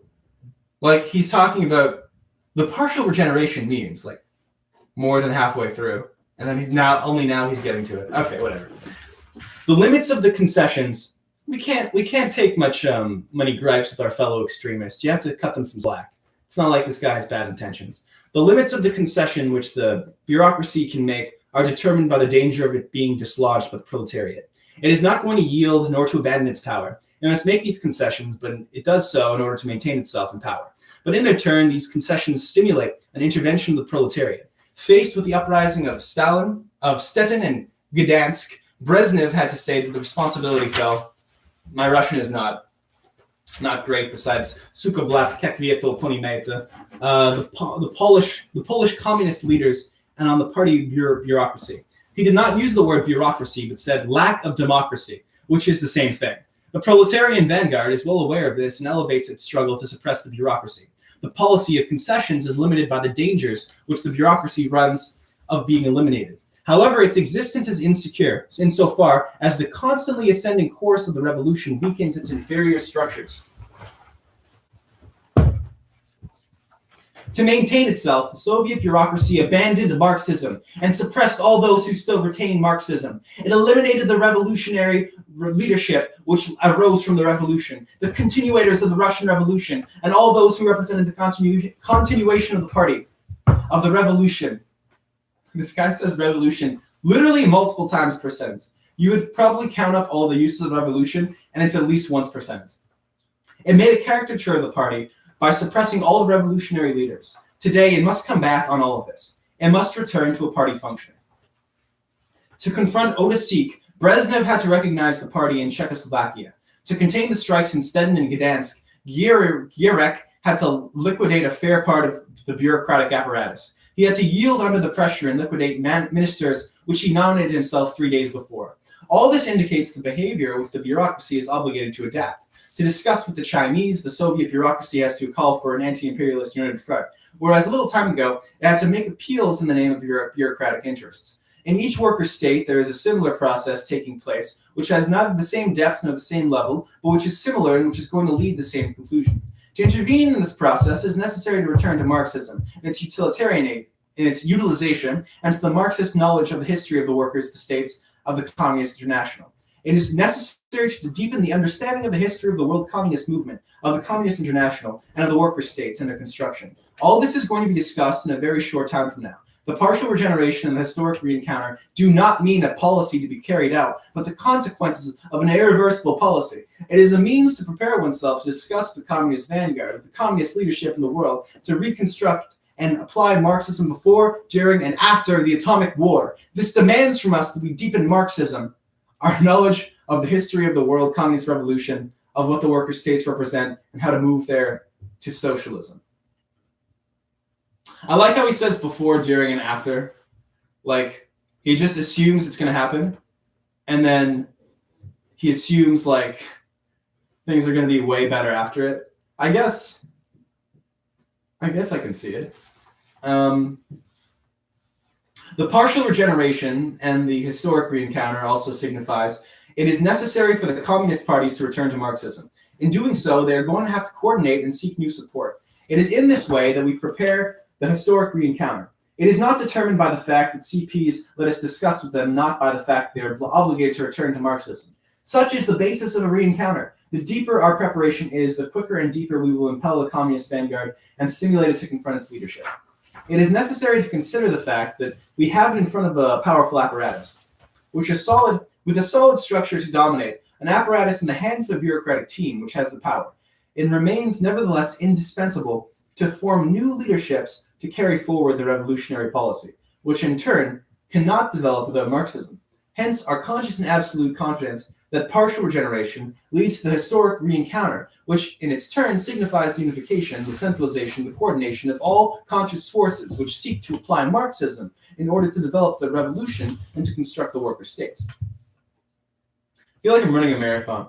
It is in this way that we understand the historic re-encounter, and not as a re-encounter between them and us. It is a necessity of history in the process of development. Brezhnev denounces the Chinese because of their policy of encounter with the Yankees, instead having a policy which favors the front against them. This also leads to the historic re-encounter, and not to some assertion of bureaucracy. This favors the partial regeneration. The historic re-encounter is not a policy which expects something from us. We must go forward and meet this necessity. We must stimulate this communist vanguard, make it real, feel they can carry out a policy which links up with Marxism against a policy of struggle for power for the revolutionary leadership within the fear and the dread of remaining isolation from the whole of the masses. It is for this reason that we must publish and publish. And it is for the same reason that Trotsky published today. All language in all languages.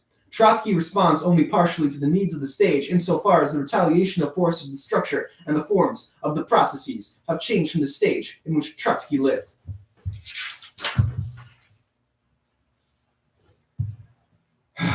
We're on page 36. We're on page 36. Okay. I'm really glad XXX amateur sex videos is in the chat. I don't know what I'm allowed to say without some automatic YouTube system taking the stream down. I'm positive reading Posadism is fine. I feel like once I move to something else, it'll be different. But I picked Posadism to start with because I feel like Posadism is a safe bet. Just because it's so niche that YouTube automatically demonetizes certain words. So if you use like bundle of sticksism, you'll automatically get demonetized by the system. But Posadism, and the same thing with communism. Shouldn't even say it. But with Posadism, you can type in Posadism into your title, and your video won't get demonetized. So either, one, they don't know about Posadism, or two, the people at YouTube are Posadists. And, we can hope. It is to ensure its own survival that the bureaucracy must favor certain measures, take a series of positions favorable to the revolution under the impulse of forces which oblige it to modify its conduct. It is for this reason that it has no logically consistent policy. It does not defend coherent pragmatic interests in views of bringing the capitalist system down. It acts neither pragmatically nor consciously to construct socialism, hence the incoherence of its positions. The Soviet bureaucracy polemicizes with the Chinese and correctly criticizes certain points. If it was the result of a program or revolutionary objectives of a Marxist conduct, of a Marxist programmatic decision, this criticism would be continuous in the form of the analysis of the political positions and of tactical measures against the capitalist system.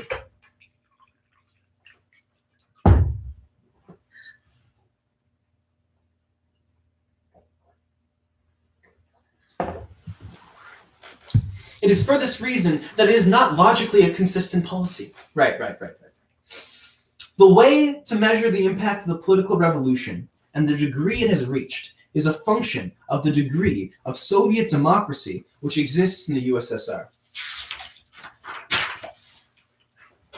The Soviet Union's foreign policy in this period is an important aspect of the conduct it has to follow in order to confront the capitalist system. Without using revolutionary methods, it has to confront capitalism. However, as long as it does not return to trade union democracy, as it does not permit to restore and install Soviet democracy, all its activities, all its attitudes towards imperialism will lack strength and will not enable the correct positions that it can take, remain isolated, and suffer from a lack of logical and consistent support. This is a product of the absence of its foreign policy. Its foreign policy cannot go very far because of the fear to be suppressed at the same time as the capitalist system. For the same reason, the bureaucracy refuses to permit any democracy in its interior policy. It is incoherent to refuse the application of democracy if it makes an appeal to smash capitalism from the outside. Besides, the bureaucracy has to face also the necessity of constructing communism. It has to confront the need to construct a new society. It does not know how to do it. It neither has ideas nor a program. It has no team. It has no imagination, no revolutionary culture. It is impossible to construct socialism without culture. Again, I feel like I could have randomly generated this one. You know what? We're gonna take a little break, and by a little break, I mean I'm gonna pour myself tea. I'm gonna take tea. I'm gonna put it in here, and then I'm gonna put water in here. I'm going to drink tea like that.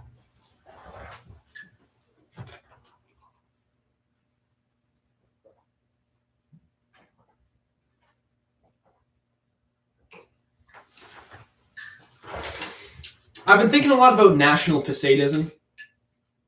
There's this idea of like the ultra-national socialist that is basically just a Posadist, but they're Nazis. I should not be saying words like that on a live stream. And if you look at what he's saying in the beginning, at least, he does talk about, the importance of socialist, things, and it's called the Fourth International. He's a Trotskyist. I don't know too much about Trotskyism, but there definitely are some nationalistic elements. I think you can make a case for it. Now, narco-Posadism, that's really where it's at. What type of tea is it? It's a honey bush and cocoa shells and mint.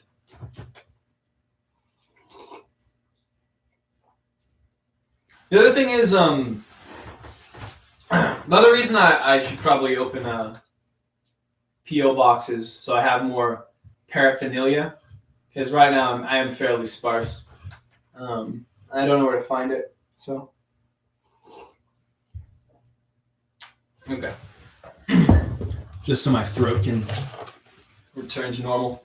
I really do feel like I'm running a marathon here. Maybe, I think what I'll do, if I do this again, I'll have like 2 or 3 different books, and I'll try to probably centered around the same ideology, or at least the same general area of ideology. And I'll try to read parts of each. Maybe I'll select interesting parts ahead of time, and then I'll swap between them. Yeah. Okay. Really glad. Okay, never mind. Forget it.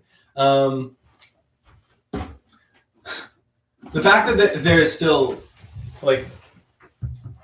the fact that at least half of you have watched the whole way through is kind of absurd, considering. Okay, whatever. Forget it. The various sectors of the bureaucracy are obligated to think logically. They try to solve the interbureaucratic problems through agreements or through reciprocal exclusions. This is the case of Oda Sik and Liu Chao-chi.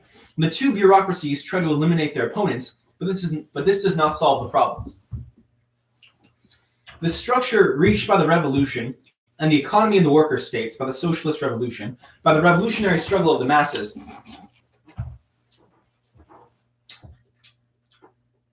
by the struggle of the proletariat in the capitalist countries, impels the elevation of the structure of the worker states. The Soviet bureaucracy must respond to the necessity because the masses of the worker states participate, have acquired conviction and security, They weigh and receive the influence of the proletariats of France, Italy, Great Britain, Latin America, and of the world revolution. The bureaucracy feels it is no longer alone in leadership. It must take account of the revolutionary world pressure and is incapable of responding to it with a coherent program. This is why sectors of the party to the resolution of the proletarian vanguard, which encourages confidence in communism, the struggle for justice, for equality, for Soviet democracy, these sectors are encouraged and impelled to oppose bureaucratic arrogance, terrorism, and imposition. These are on the way to renovate on a small scale the customs, the political activity, and the trade union activity in the worker states. This renovation is such that it creates circles which receive the influence and the pressure of the world revolution. This enables groups or bases in sectors of the proletariat, of the economy, of the army, or of the party to be created who are disposed to discuss and receive this influence of the world revolution. To elevate their confidence in communism, this is necessary. This is necessarily going to impel the leadership in the worker states. This is going to impel Soviet democracy. It is not the leadership which is going to do it, but it is the leadership which, through its characteristics, express the pressures it receives from these forces which impel and seek to establish the Soviets. One thing I am surprised about reading this is that he seems pro-democracy. No, he definitely is pro-democracy, and his critiques of the USSR seem to be that it's bureaucratic. He doesn't like the fact that a bunch of people died. He admires the fact that it revolutionized the industry. Like in 25 years, they went from a demolished state to being like an industrial powerhouse. But for some reason, I assumed him not to be democratic. So that's a surprise. Or I'm not sure what his definition of democracy is. It's definitely not liberal democracy. But that's interesting. I wasn't expecting that.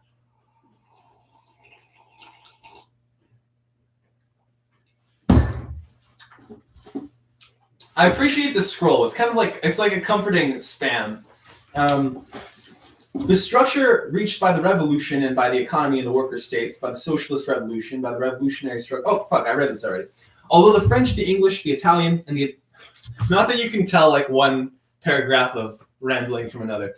Although the French, the English, the Italian, and the Latin American proletariat, although the North American masses have no direct communication with the worker states, their influence is exercised by the sole fact of their anti-capitalist mobilization. The other thing, just to give the guy credit, is this is an academic text, and this is basically about as dense as all essays are. It's probably actually less dense than most essays, so I forgive him. They remove from capitalism all its capacity to maneuver, to conciliate with the bureaucracy, and oblige the latter to adopt an intrinsic class attitude. They suppress any possibility of making concessions, obliging it to prepare for the confrontation of the atomic war. The intervention of the proletariat in capitalist countries takes away from the bureaucracy in its field to maneuver, to conciliate with imperialism. This weighs on the state of mind, on the capacity of the decision of the proletariat vanguard in the world state, but also on the bureaucracy. The proletarian vanguard feels impelled to try and reestablish Soviet democracy. As for the bureaucracy, it must make concessions in order to defend itself. One of the aspects of these concessions is the participation limited, but one of the aspects of these concessions is the participation limited, but the participation of the Soviet trade unions in the struggle of the world proletariat. The Soviet proletariat, Posadas 1000%, didn't have like someone checking his work. He just, it was like a first draft kind of thing. Maybe he had a friend. We're on page 40. There's 11 pages left. We're almost done.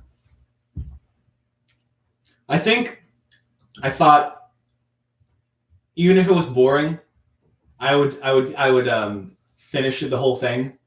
And I will, but next time I'll try to like pick out more interesting parts. The thing with theory is that it's all like fucking ancient, and the newer theory, I mean, it's not codified quite as well. The bureaucracy conducted all the previous stage in their own. sectarian corporate interests, it was to defend themselves. Now to defend themselves, they have to widen the discussion. Tomorrow, to face and to prepare for the war, to elevate the construction of the worker state towards socialism, they will have to open the doors to a discussion with all revolutionary currents. And there are a few revolutionary currents. We have the legitimate right, the legitimate aspiration, and we prepare ourselves to intervene in this discussion. We're already doing it. It will be impossible for them to deny us or to prevent us from participating in this discussion and leadership. It is necessary to seek a greater authority, a greater weight, a greater interior coherence in our own international to be able to weigh in this process. Greater theoretical and political capacity and preparation. Greater capacity to discuss the construction of the worker state and from the worker state to socialism. Greater capacity to discuss the problems of the economy, of the construction of the organs of Soviet society. This requires our greater preparation, greater capacity, and greater dedication. Flag review. It's not a bad idea. The thing is, I have no aesthetic ability. I'm not really an aesthetic person when it comes to visuals. So I can't really tell you which flag looks more aesthetically pleasing than which other flag. The bureaucracy. We'll get to ANCAP literature. By the way, I was gonna read Hans Hermann Hoppe, but he's more paleo-libertarian. If you have any good ANCAP literature for me that's not Ayn Rand, I'm more than willing to read. We have the legitimate right, the legitimate aspiration, and we prepare ourselves to intervene in this discussion. We are already doing it. It will be impossible for them to deny us or prevent us from participating in the discussion and leadership. It is necessary to seek a greater authority, a greater weight, a greater interior coherence in our own international, to be able to weigh in this process, greater theoretical and political capacity and preparation, greater capacity to discuss the construction of the worker state and from the worker state to socialism, greater capacity to discuss the problems of the economy, of the construction of the organs of the Soviet society. This requires greater preparation, greater capacity, and greater dedication. The crisis of the communist parties is determined by the fact that they must face a stage of history for which they are not prepared. They have to take power, and they are not prepared for power. Fundamentally, the French, the Italian communist parties, the Chilean, the Uruguayan communist parties, they are not prepared for this task. While the basis of these parties receive the influence of the revolution and demand from their leadership the discussion of coherent positions, the utilization of Marxism, this is why they pay attention to our texts. They seek our texts. They need coherent explanations based on Marxism. What does that mean? It's kind of absurd to me that there was a point where this essay was like necessary discourse, and people were like, "Please, Posadas, we need your shit." To foresee the legitimate interests of humanity, of the objective interests of socialism, like Posadas today would have a blog. He would have a blog, and it would get a decent amount of views, like maybe like a couple hundred page views a day, and it would be exactly as how should I put this? Not of this world, we'll say. I didn't know he doesn't talk about like aliens at all in this text. I don't think, but we'll see. Because the big three when it comes to Posadism is dolphins. I looked everywhere for the primary source where he talks about dolphins, and I couldn't find it. I couldn't find him specifically talking about dolphins. I heard him say stuff like, without capitalism, people could have a better communication with animals. And that was about as close as I could personally find. I have never actually found the primary source for that. I want to find it, just so I know if it's just exaggeration or not. The second is the atomic war stuff. And the third is the alien stuff. I know for a fact that he does talk about the aliens. He does talk about aliens. The idea with the aliens is essentially like there's aliens there, and they're like looking at us, and they're just thinking like these people are way too wrapped up in the whole fight between capitalism and socialism. We'll just leave these people alone until they figure that out. And the aliens themselves are obviously communists because a capitalist system can't sustain itself. Essentially. The crisis of the communist parties is determined by the fact that they must face a stage of history for which they are not prepared. They have to take power, and they are not prepared for power. Fundamentally, the French and the Italian communist parties, the Chilean and Uruguayan communist parties, are not prepared for this task. This guy is shitting on a lot of communist parties. Well, the basis of these parties receive the influence of the revolution and demand from their leadership the discussion of coherent positions, the utilization of Marxism. This is why they pay attention to our texts. They seek our texts. They need coherent explanations based on Marxism. What does that mean? Taking the analysis from a previous period to dominate what is developing and to prepare the later developments. To foresee the legitimate interests of humanity, of the objective interests of socialism. They do not have this method. Their leaders and cadres are not accustomed to discussing the truth in their texts. They are not accustomed to discussing the truth in their texts. I want to show you how he writes, okay? They are not accustomed to discussing the truth in their texts. They do not have the method. Their leaders and their cadres are not accustomed to discussing the truth in their texts. They are not accustomed to discussing the truth in their texts. They are not accustomed to discussing the truth with Marxism, to face the atomic war, and to pass from the atomic war to the continuation of the construction of the worker states and socialism of Marxism, which are necessary. This is the intervention of all the currents that struggle for communism is necessary. Those that genuinely represent Marxism, those that have teams prepared for this task, will have prevalence, priority, and greater capacity. With historic delay, it is shown anew that it is necessary that a concentrated and centralized process determines the course of history. In Lenin's epoch, the Russian Revolution was made. In this stage, there is the existence of 16 worker states without leadership, but which need to unify themselves to face the final settlement of the accounts. Okay, so I'm definitely getting more of like a, obviously, I mean, they're the Fourth International. I'm getting a pretty international vibe from them. He's saying all these disparate worker states need to unify, which, yeah, makes sense. So he's definitely not a left nationalist. I know that's probably an obvious realization to come to, but I'm just figuring this out. All right. The function of small communist parties in countries like Belgium, Holland, and Great Britain has to be made precise. What is their function, and where are their leadership? Through their vegetative, competitive interests, they tend to present themselves as the leaders of the revolution, and they dispute the leadership of the proletariat. An impossible thing. Completely impossible. The role of these parties is to help the proletariat to take power, and so to exercise the function which we exercise with regard to them.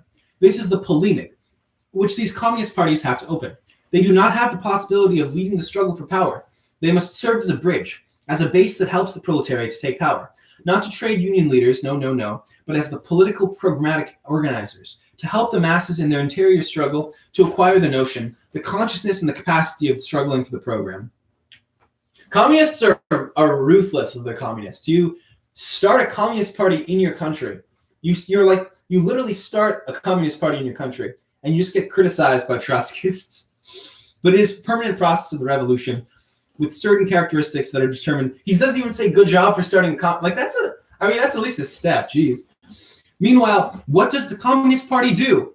Does it wait for a majority? That doesn't make sense. The English masses will take power before the Communist Party can become the party of the masses, and is never going to be the party of the masses as a communist party. So what is its historic function? To vegetate? It is necessary that we intervene, advising, impelling the Communist Party to exercise their function. The same in Belgium. It is this way for the Communist Party to develop itself, that the masses take power. This is our function in history. It is necessary to explain it to them.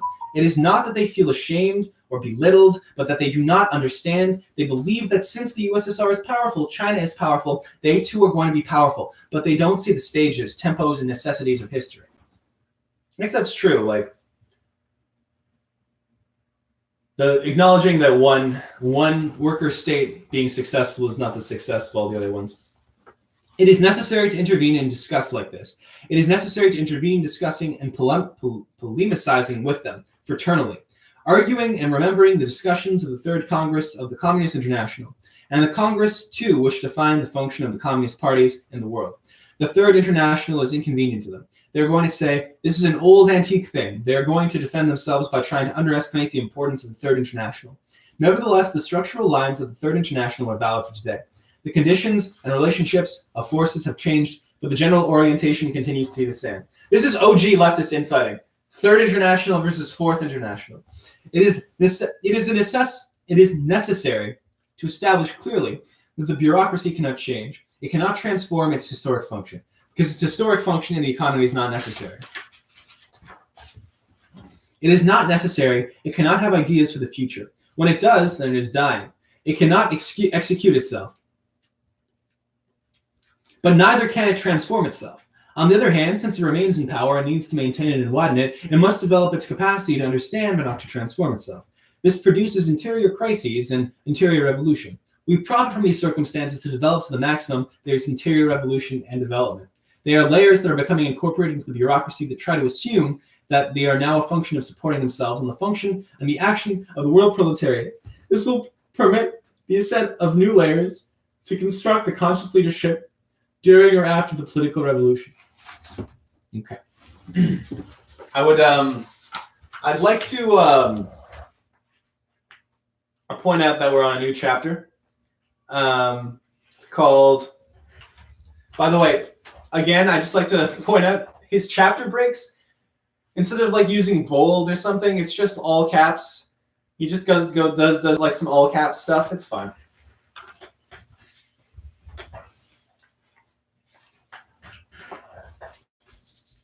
Okay.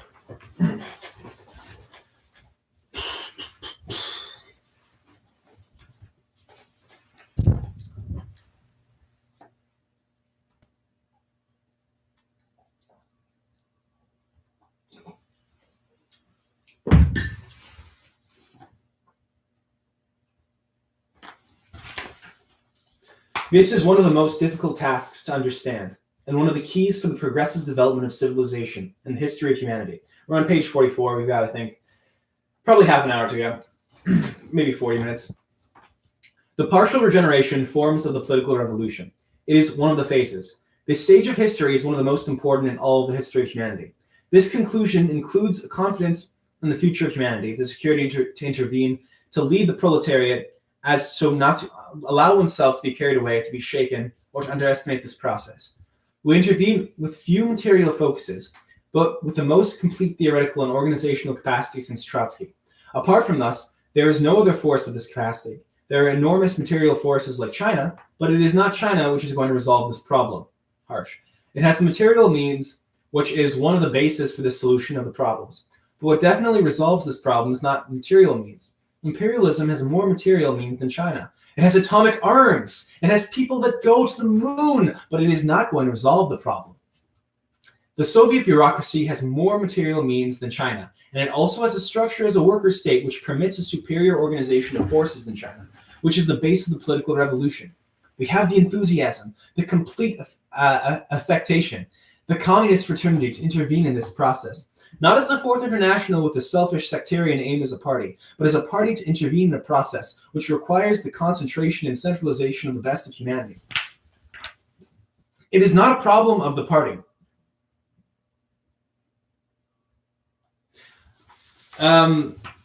Why does it seem that leftists infight and right-wingers don't seem to as much? It depends what you define as a right-winger. A lot of ANCAPs don't care so much about culture. So they're like culturally not left, but not even neutral. It's just like ambivalent towards culture if it makes them profit. And then some NCAPs are like more paleo-libertarian. So they're like Hoppian and want to throw communists out of choppers and don't like, obviously, all the same things that most people on the cultural right wouldn't like. There's plenty of right-wing infighting. There's just as much, I'd say. The analysis of the bureaucracy must start from the fact that the other thing with leftists is they're more theoretically based. I could get into it. Leftists being more theoretically based, not to say that the right isn't theoretically based, but more theoretically based. Like there's way more written about like leftist stuff and communism, Marxism and blah, blah, blah, is you can differ with little niggling differences in theory. All right, whatever.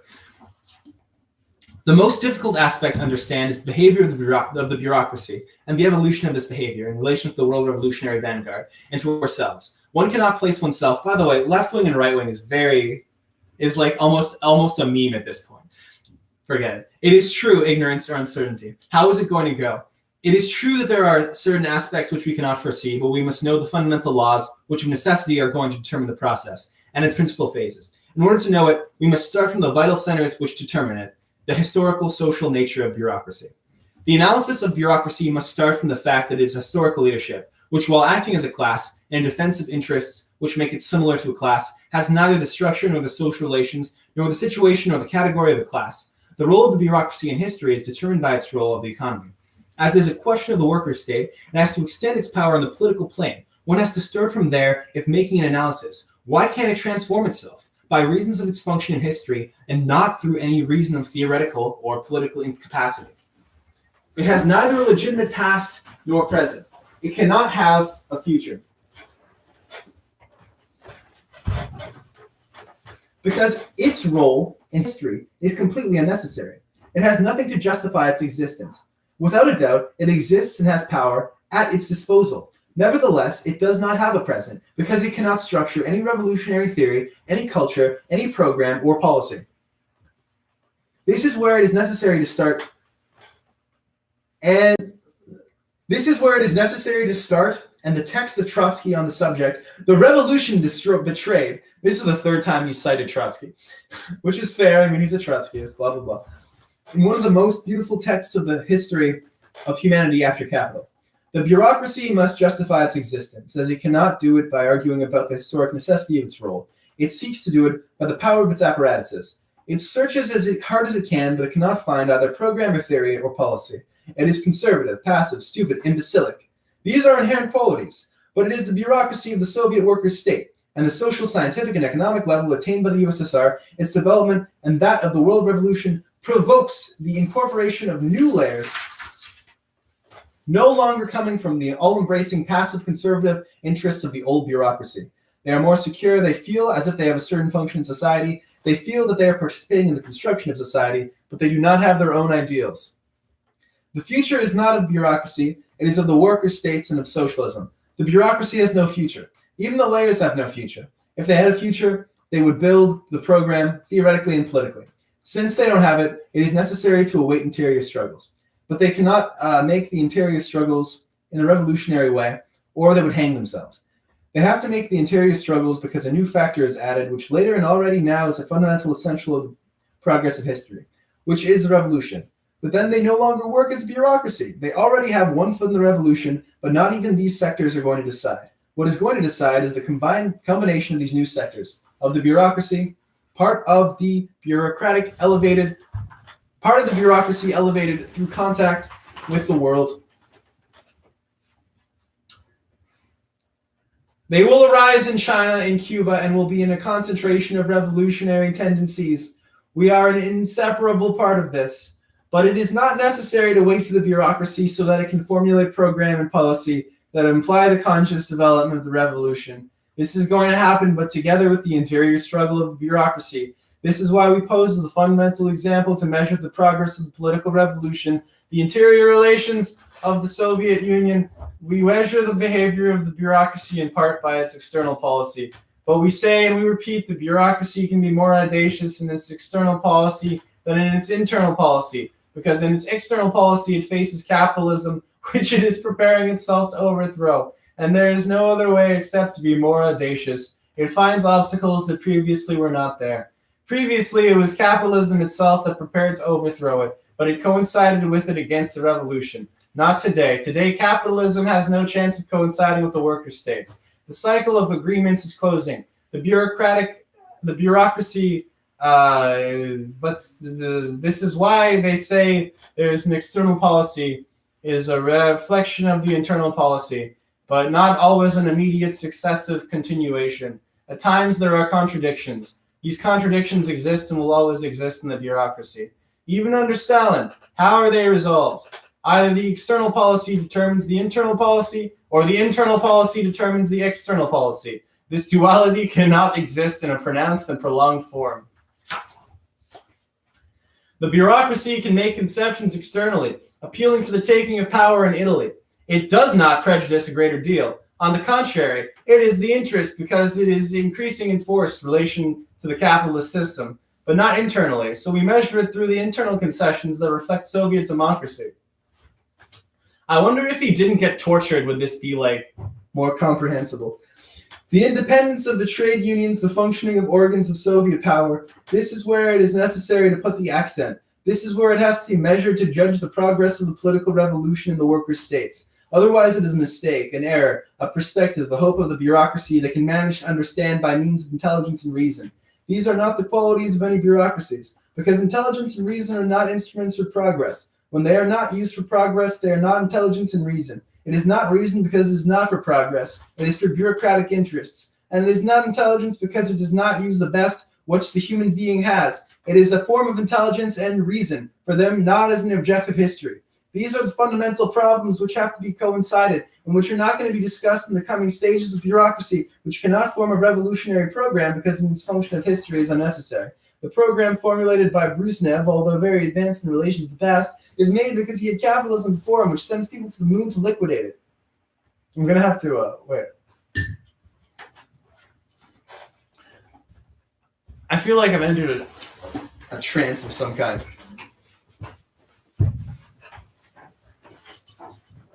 Feet. Oh no.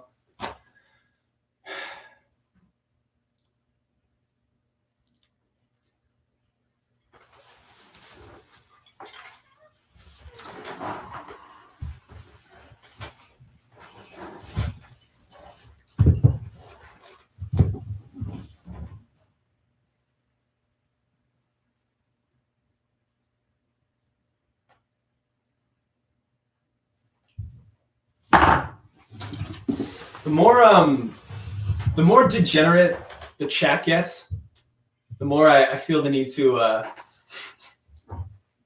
swing more culturally right. The bureaucracy can make concessions externally, appealing for the taking of power in Italy. It does not prejudice it a great deal. On the contrary, it is in its interest because it increases its forces in relation to the capitalist system, but not internally. So we measure it through the internal concessions that reflect Soviet democracy, the independence of trade unions, the functioning of organs of Soviet power. This is where it is necessary to put the accent. This is where it has been measured to just judge the progress of the political revolution in the workers' states. Otherwise, it is a mistake, an error, a prospective hope that the bureaucracy can manage to understand by means of intelligence and reason. These are not qualities of any bureaucracy, because intelligence and reason are instruments for progress and reason. It is not reason because it is not for progress, it's for bureaucratic interests. And it is not intelligence because it does not use the best which the human being has. It is a form of intelligence and reason for them, not as an objective history. There are fundamental problems which have to be considered and which are going to be discussed in the coming stages. The bureaucracy cannot formulate a revolutionary program because its function in history is unnecessary. The program formulated by Brezhnev, although very advanced in relation to the past, is made because he has had capitalism before him, which sends people to the moon to liquidate it. Now I don't understand what he's saying at all. He says, the program formulated by Brezhnev, although very advanced in relation to the past, is made because he had capitalism before him, which sends people to the moon to liquidate it. Is he saying they sent people to the moon to liquidate capitalism? Is he saying they sent people to the moon to liquidate the moon? I didn't realize I was signing myself up for like a kind of mental endurance test. My camera is there, but I'm seeing myself here, which is why I'm like looking down. It's not interesting. No one wants to hear about it. The historic nature of the bureaucracy cannot be transformed. Its conduct can, but its conduct does not reach the degree of transformation of its historic nature. By the way, I'm thinking at this point, the thesis is something along the lines of the regeneration of the bureaucracy. The regeneration of what is essentially a degenerated workers' state, which he views the USSR as being a degenerated workers' state because of its concessions with the Yankees. And the partial regeneration, meaning not the full achievement of the utopia, but the partial regeneration. This is in my brain now. Its conduct changes, and it shows it in the confrontation it makes with capitalism. In the provisions of arms to Egypt and the support to Peru, that it stimulates forces that are opposed to the capitalist system. Internally, it liquidates Solzhenitsyn,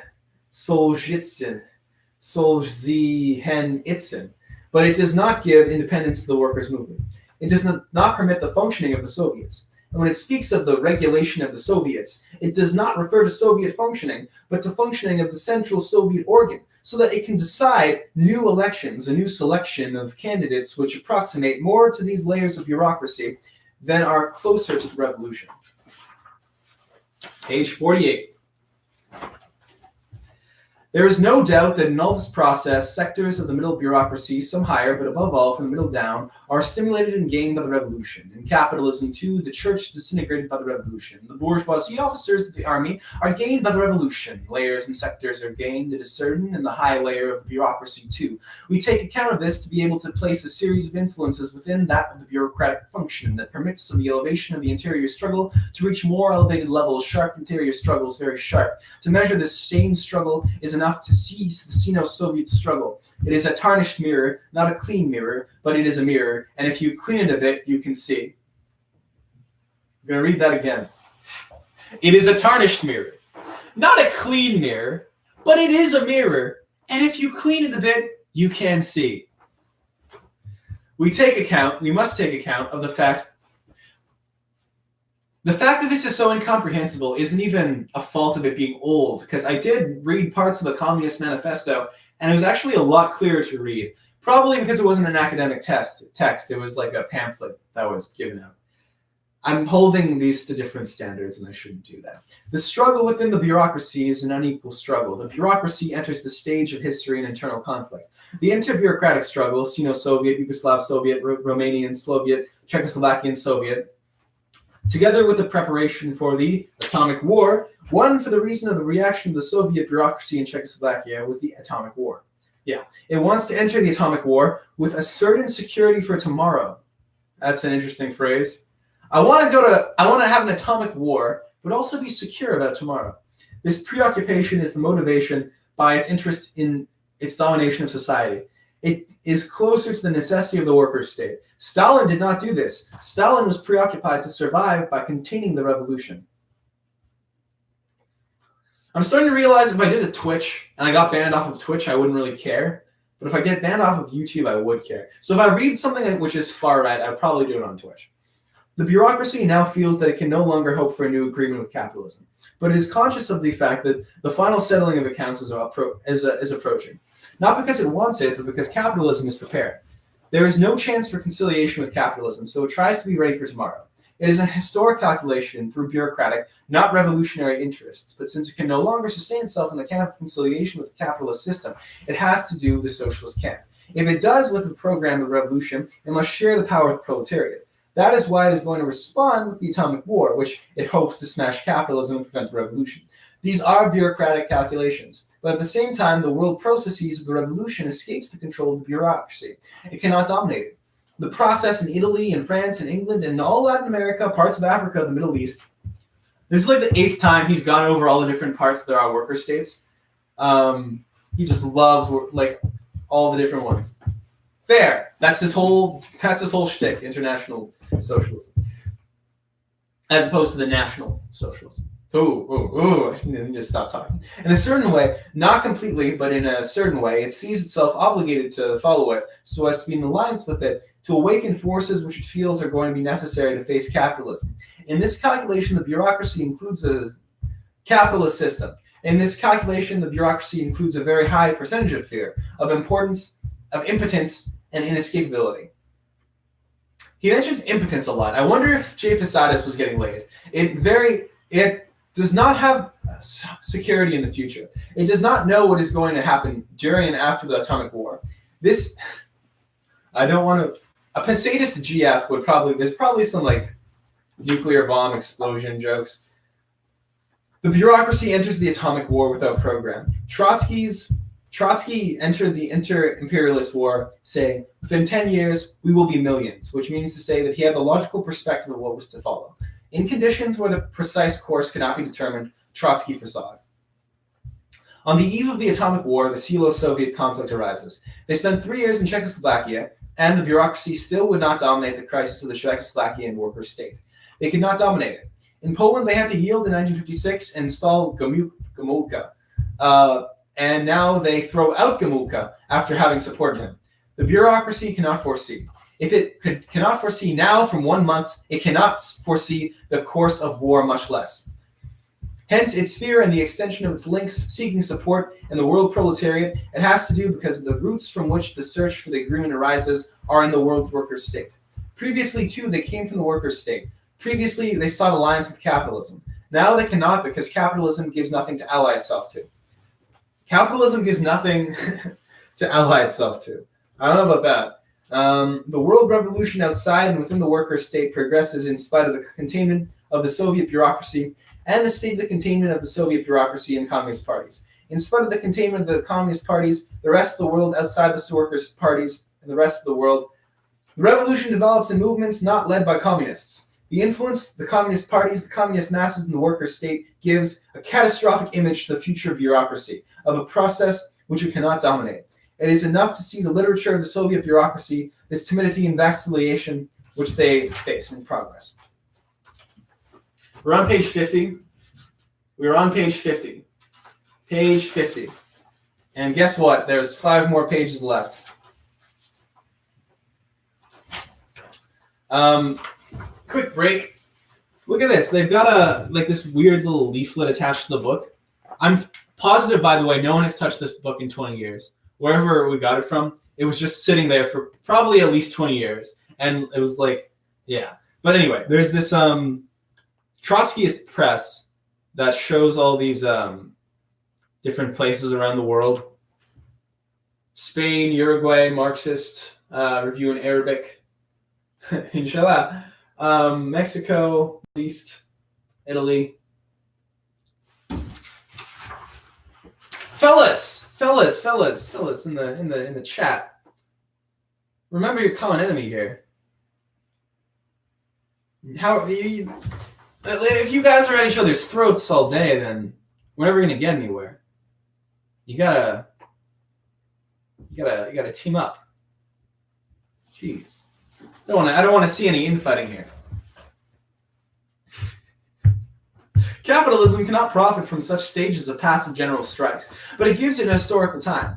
This is why the Soviets justly criticize the practice of the general strike, which does not lead to power. They give no program for power, but they see themselves obliged to oppose it. It is the same Soviet government that gave arms to Sadat, the same that tells them the general strike has to have political objectives, the same that says the French and Italian communist parties take power, which is to say, this is not their fear. Their fear is that the situation deteriorates and permits world capitalism to increase its relationship of force. This is the depth of fear for the Soviets. On the other hand, the communist government in France and Italy, even if it quarrels, it fights on their side, and it is in the Mediterranean. The bureaucracy has nuclear program nor policy. Nevertheless, it needs program and policy to face the stage. What are its allies? Previously, it sought them in capitalism. It can no longer find them. It previously maintained the alliance between distinct sectors of the bureaucracy. Now they are in a permanent fight. Why? Because a sector of the bureaucracy, through its position in society, has developed interests that are distant from the worker state. Not the bureaucracy of the party, it has strengthened the worker state. This is interior conflict. This interior conflict is what motivated the interior bureaucratic conflict in the USSR, in Czechoslovakia, and in the rest of the worker state. I don't have time to boil more tea, so I'm just drinking this cold. But it is the interest of the revolution which puts on this road. This already signifies modification in the theoretical conception. If it is not analyzed like this, if one is attributing to the bureaucracy a capacity of initiative which it cannot have. The bureaucracy is slow and stupid, not through personal qualities, but through its position in history. The qualities of classes are determined by their positions in history, not determined by their intellectual political capacity. This is acquired through the position in history.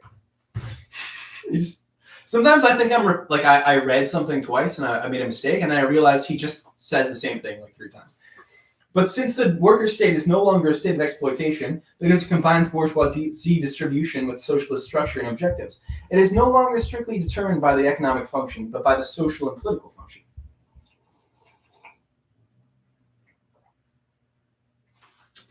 The bureaucracy shows all its stupidity. It cannot have logical, coherent, and consistent thought. Its lack of quality is inherent in the lack of its necessity. Its lack of necessity in its lack of history. But it is obliged to have live. It is obliged to have live. it is obliged to have its links of permanent alliance with the capitalist system. Permanent but not complete are broken, and it has to seek new alliances, new supports. The bureaucracy is seeking this. It is preparing itself for the atomic war, and it is seeking the support of the proletariat. While it makes the atomic war, it does not make the revolutionary war. So it seems to me there's a hierarchy of war that he prefers. He would prefer a revolutionary war, obviously, to an atomic war. But he's thinking because the bureaucracy will never achieve the revolutionary war, it is necessary instead for the atomic war to destroy the bureaucracy. And as a result, create the worker state from the ashes.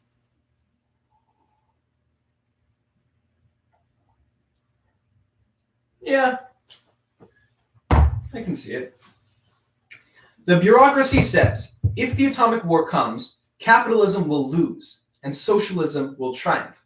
But it refers to its own socialism. It does not speak of the independence of trade unions, of the Soviets, of Soviet democracy. It speaks of the socialism of bureaucracy. It means by socialism, the elimination of private property. Yeah, but it replaces capitalism. It is not disposed to hand over power to the Soviets. It must approximate itself more to the Soviets' form.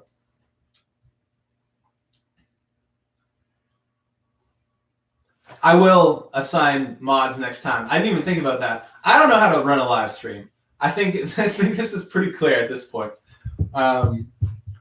It's kind of a test. It's absolutely a test. I don't know what I'm saying. And the bureaucracy, my voice is like, I'm probably going to have a sore throat for the rest of the day. And the bureaucracy says, if the atomic war comes, capitalism will lose and socialism... Fuck, I read this. It needs alliances with the proletariat. It needs to fight the pro-market economy bureaucrats. So it has to approximate itself to the proletariat. I wonder if the equivalent of like an atomic war would be like some kind of like desire to shut down technology or something. It probably has evolved. I mean, like if this guy was writing today, it would definitely be different based off of like the technologies that we have available to us. I don't know if he would be so inclined to have an atomic war, because this is like centered around the Cold War. We're not in the Cold War anymore. It hasn't been relevant for like however many years, so 30 years or so. So it definitely, the whole desire to nuke the planet is definitely a product of 30 years ago, or 60 years ago now. The bureaucracy says if the atomic war comes, the permanence of Kosygin in the Soviet, he also mentions all these like Soviet guys I've never heard of, shows that the bureaucracy seeks to eliminate the technocrats, the market economists. Wait, eliminate the technocrats? Are we getting some Anne Prim and Posadas in here? No. To eliminate the technocrats, eliminate from the power of the state apparatus, but not to eliminate them from the composition of the state apparatus, because otherwise they give way to the proletariat. They maintain Kosygin to have an ally without force and without internal weight. These are the machinations of the bureaucracy. It is not necessary to expect logical thought from it, but it is necessary to expect that in its interior struggle, layers are made to ascend in alliance from the proletariat in its future struggle that elevate the revolution. Another fundamental aspect is our relationship with the bureaucracy of the workers' state, our activity with regard to the political revolution. This changes in the bureaucracy that partial regeneration cut the links of the economic and social influence with imperialism. It is not necessary to influence this process with the effect of supporting the revolutionary wing in the workers' state, which want to go on with progressing in the revolution. Our preoccupation for this process of partial regeneration and historic re-encounter are based and must be based on the strictest, most profound, most clear, precise knowledge of the function of the bureaucracy, of its function, origin, and development. Trotsky could not leave more important anecdotes for us to understand it. When Trotsky wrote his last text, conscious of the fact that they were going to kill him, he did not have many more profound considerations than those he left in Revolution Betrayed. Fourth time we've cited Trotsky here. When he left the conclusion that within 10 years, millions will follow the Fourth International.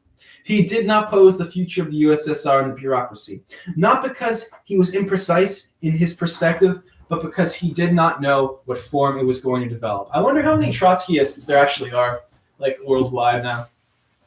Like, unironically. Because I know there's definitely a decent number, and they're, like, probably way more Marxist-Leninists. From the epoch of Trotsky until now, there have been no changes in the structure of the bureaucracy, but there have been changes. Among the fundamental changes that there have been is the appearance of new sectors of the bureaucracy, of the inter-bureaucratic dispute, and the development of tendencies. From the beginning of the intended exercise to the functionally impelling worker state to socialism, as there was in Yugoslavia in the first stage. Yugoslavia intended to do this. It failed. In fear of being attacked, it took the way of alliance with the capitalist system, which showed the weakness of the communist parties. Trotsky could not foresee the form of this process because there was not the theoretical form which could have given the vision of what was to happen tomorrow. Instead, he gave the general notion of the course of history. Within 10 years, millions of revolutionaries will follow the program and objectives of the Fourth International and will know how to move heaven and earth to attain these objectives, and this will be the base for the resolution of all problems of history. Holy shit. All problems? All the problems of history. Every single one. I can see it. Yeah, makes sense. I know, for the people still with me, which is surprisingly most of you, wait a second. No mods, no masters. Do I have to think about the political implications of appointing mods? Horrific. This is Discord 2.0. All right. In the bureaucracy, not all those that can lead can be won. Otisik is an example. Does anybody know who Otisik is?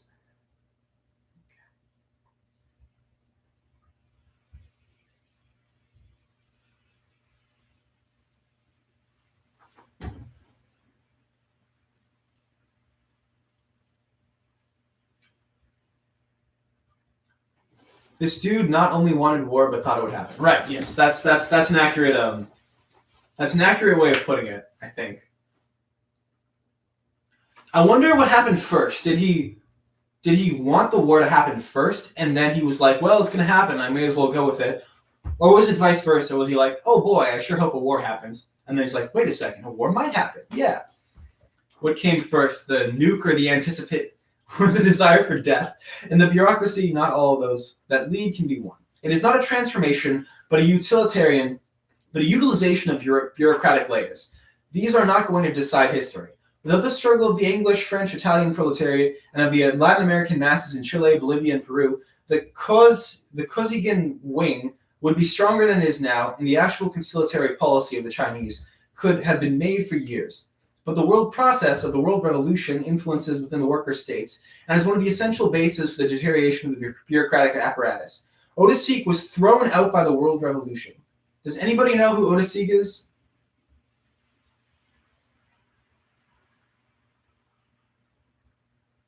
Some dead guy. These old dead people really like their old dead people. It's like a feedback loop. Almost as if this ancient literature isn't relevant anymore. But I'm in this armchair, and I'm reading old literature, and with every word I speak, another sentence drops dead. So I have to continue. It is not a transformation, blah, blah, blah, blah. The Soviet bureaucracy executed this, but he was thrown out by the world revolution, which encouraged sectors of the bureaucracy to intervene in deference of their own interest. Thank fuck we were on the last page. Last couple of pages.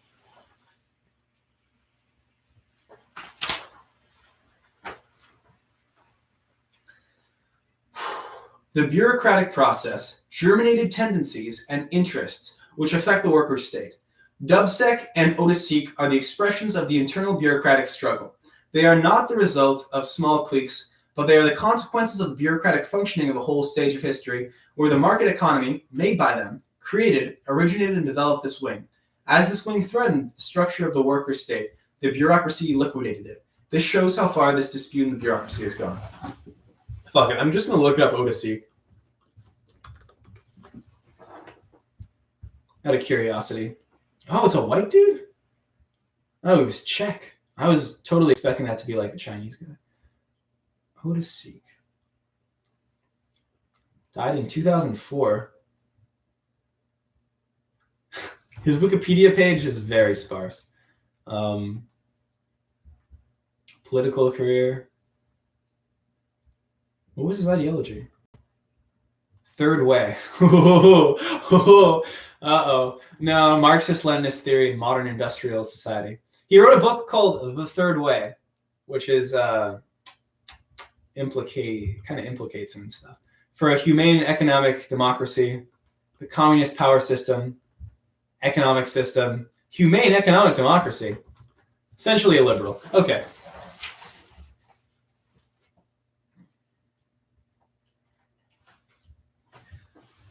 We do not want to wait for Kosygin to say the Communist parties take power. Kosygin cannot say this, but he can say go to the power. This he can say, go to the power. It includes the meaning change the capitalist system, not make the revolution, but defeat it by parliamentary means, advance by parliamentary means. They can do this. We are irreplaceable for this period of history. Ideas, program, the verification of ideas and program are necessary. We are the only ones that have this. The bureaucracy has no notion of this process. It is seeking to understand. It needs to understand, but at the same time, as it needs to understand to see how to resolve the problems of existence of the worker state, it has to pass on the construct of the new society. It finds itself before determined necessitates history, and it does not know how to respond. They hesitate, vacillate, doubt, but there are tendencies which show that already the structure of the worker state imposes a conduct of the bureaucracy which is globally determined. It does not let the bureaucracy, which is globally determined, lead. It does not let it retreat. In Romania, in Yugoslavia, in China too. In China, they have made one cultural revolution after another, and each one after the one before it. Now they just have revealed the last to justify the policy they are making. They want to make the policy of Stalin without the conditions of Stalin. There cannot be a retreat in the USSR, and it is the USSR that is decisive, not China. Not because it is the USSR, not because the USSR is more powerful. This is also what decides. This is not the historic reason. It is rather the reason that it had the first 7 years of the Russian Revolution was a worker state with Soviet functioning.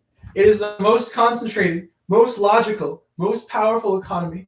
It has the most powerful and concentrated, most politicized, most capable proletariat, the most complete revolutionary traditions, this complete interior structure and coherence. These are the problems which are going to be decided in the next stage of the history of humanity.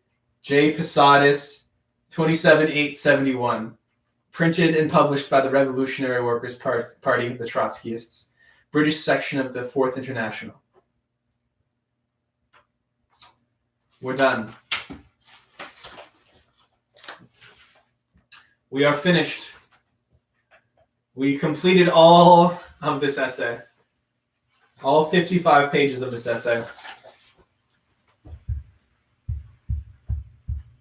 I gotta say, I didn't understand. It's not that I didn't understand it, it's just that the text was so dense and archaic and academic. Nobody reads essays. People watch video essays as a substitute, and maybe that speaks to our intellectual decay, but it doesn't change the fact that it's still very dense stuff. Now, of course, I understand that it has historical significance, and it inspired some great memes.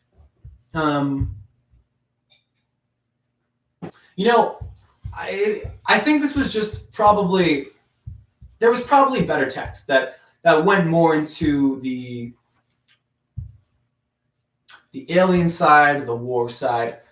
To be fair, there's no denying that Posadist was a wacky extremist. Even in texts that don't have to do with atomic war, he's still talking about atomic war.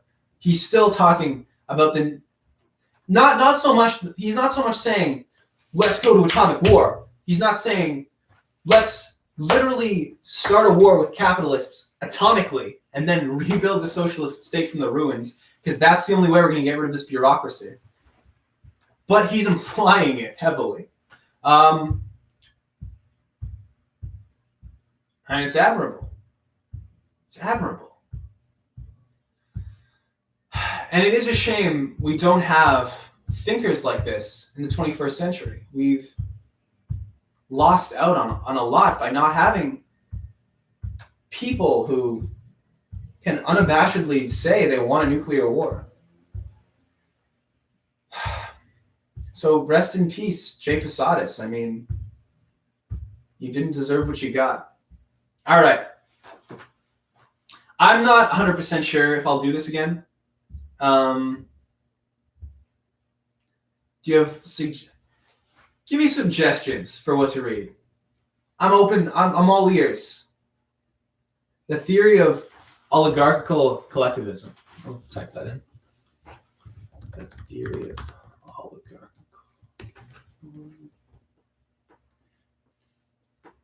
Thing is, I just read Economic Leftism, so it would be good to do something either economically far right, culturally far right, or economically culturally far left would work too. Basically, yeah, TLDR complain about Che Guevara because in his head he thought it better. I'm also so left communists are essentially on the center far left of the political compass. Posadist was also on the center far left of the political compass. Essentially, the kind of a middle ground between being no democracy, just democracy, no bureaucracy, and the more state power, the better. You're in the middle of that. The left comms have a reputation for sitting in armchairs like so, reading theory and saying, that Che Guevara fellow, I could have done much better in his situation. I would have overthrown all the capitalists in my situation. But they're sitting in an armchair instead of doing anything. Little Red Book, that's a good one. Thing is, okay, I feel like I just hit the economic left. Accelerationist theory, I think, is probably what I'm going to do next. Evola. I actually still have, I have some books still. I checked these out from the library. I literally didn't, I was not lying when I said I didn't read any of them. I flipped through the Communist Manifesto. It actually is genuinely easy to read. I guess that's the point. It was made to be read by everybody. The academic stuff is made to be read by communists, so makes sense. Ayn Rand, a classic. Very thick, extremely thick. One of my conservative, people, I know people who've tried to read this, who would otherwise be sympathetic to her plight, and even they were she's a little heavy on making an ideology center around her ideology. I call objectivism a political philosophy, and a lot it's not. It's it's an overarching philosophy of everything, so it's kind of reductionist to call it a political philosophy, but it definitely is political. There's no denying that. This is so fucking thick. Has anybody actually read any Ayn Rand novels? Not the theory, but the novels where she tries to put the ideology into a thing.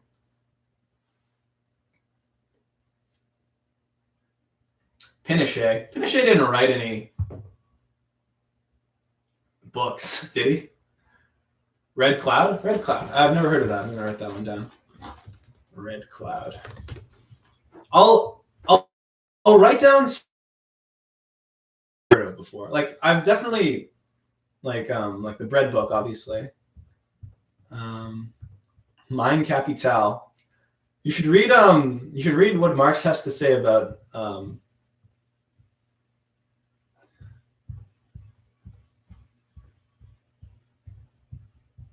the Atlas Shrugged speech.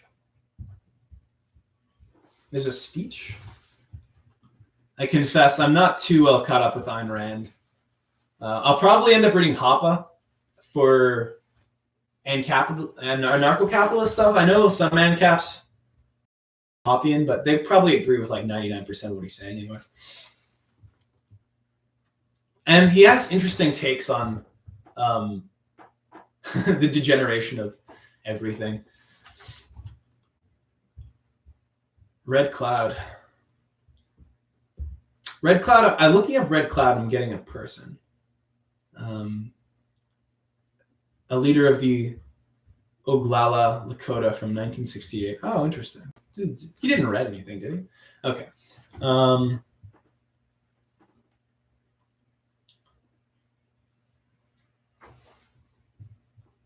Oh, Fanged Numenea. Honestly, I've tried. Okay, I have read Nick Land. I think it's going to be about as interesting as the Posadas and stuff, though, based off the density. Land is he's definitely a academic, and you know, I have some aversion to academic writing, just because I feel like it doesn't get to the point, and it's for other academics. But maybe I'll look through it. Das Kapital. Oh, Industrial Society. Yeah, I think it would be difficult for me to find Industrial Society. No, I could definitely find it online. The thing is, I like having a physical book to read off of. Rosa Luxemburg. I made up some shit about Luxemburg being killed in my book review video by I can't even remember what I said, by communists or something. I have no idea how Luxemburg was killed. I think probably by fascists or social democrats, I've heard. I don't know. Luxemburg, would I recommend you actually read Luxemburg? It's definitely clearer. It's a lot clearer. And the thing that I recommended you read, ironically, is Revolution versus Reform. It was like a pamphlet. And actually it's it's much easier to read than most other stuff. Don't read Hoppe for Anarcho-Capitalism. Rothbard. Yeah, Rothbard. The thing is, I feel like if I read someone who's just economically very far right wing and doesn't touch on culture, I'm missing out on something. But okay. Maybe I'll get just as many different anarcho-capitalist stuff I can, or libertarian stuff. I think most libertarians end up being more or less anarcho-capitalist anyway. So yeah. On objectivism, a fairly short essay. Okay.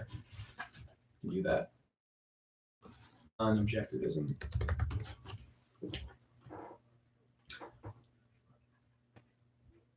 Anarchist Cookbook. Oh, actually, I have read the Anarchist Cookbook. That's a good one. It's a good one. It's also very old though. A lot of the stuff that they talk about doing is completely outdated now. And half of it's just hey, did you know you can walk into a restaurant, order food, eat it, and leave? It's just a legalism. Social Democrats killed Rosa Luxemburg. Okay. I should probably be careful about making up. Nah. The radical case for open borders is exactly what you want from a friend cap. I feel like there's definitely the culturally left ANCAPs who are very similar to neoliberals, but just minus a state. And then there's the more Hoppian kind. Manifesto of Futurism. I actually don't know much about futurism. So that's a good one. Futurism. Maybe I'll do one where I read futurism and also the Unabomber Manifesto. Emphasized speed, technology, youth in the early 20th century. Right, I've read about futurism, but I've never actually read futuristic stuff, so that's a good one. 1984? Orwell. I stopped reading Animal Farm halfway through. Chuck Tingle, you know. Chuck Tingle is an interesting case. Not a political case, but just an interesting case of how you can make the same thing 1,000 times, ironically. But like, you can't ironically make a book 100 times. Eventually, you loop back in on yourself, you become post-ironic.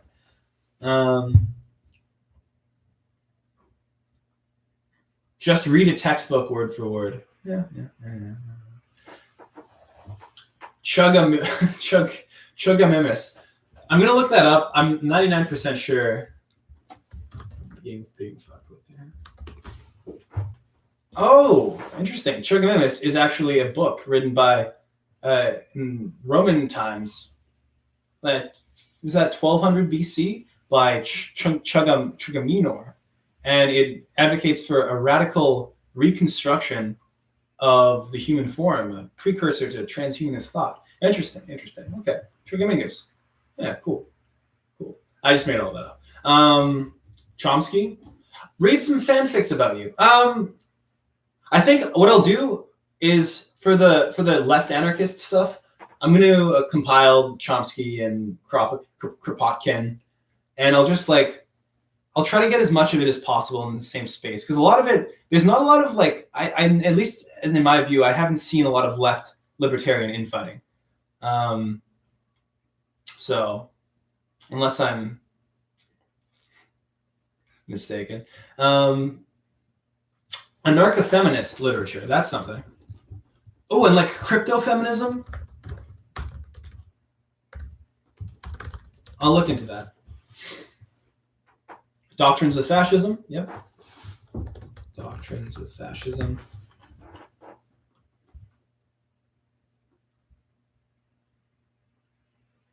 Orwell was a snitch and gets the wall. It's a good take.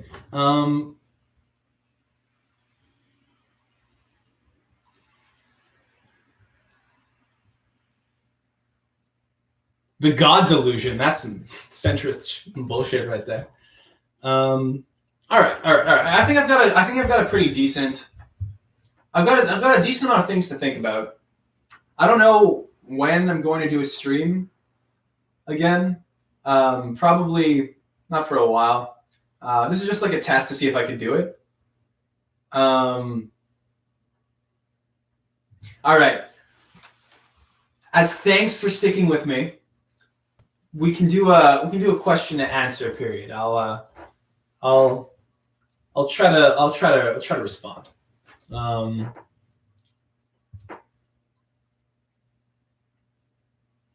Drop the scarf. What is my opinion on the fanfics? I have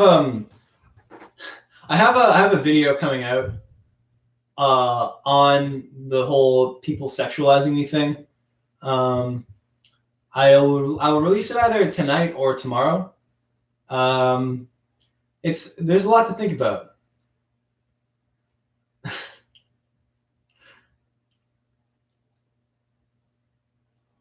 Ego on its own, Mussolini. Read Zizek. White Man's Burden, Quran. Conquest of Bread, yeah. Green Book by Gaddafi. Oh, the Green Book. That's a good one. The Green Book. I've heard of it. I've never actually looked into it, though.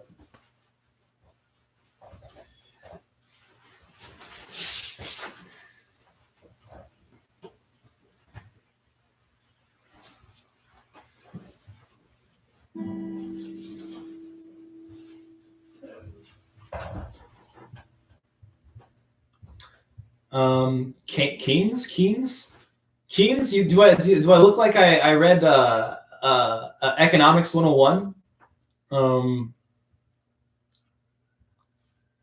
Wait, hold up. Germany's tomorrow? Baathism. Okay, I'm probably going to focus on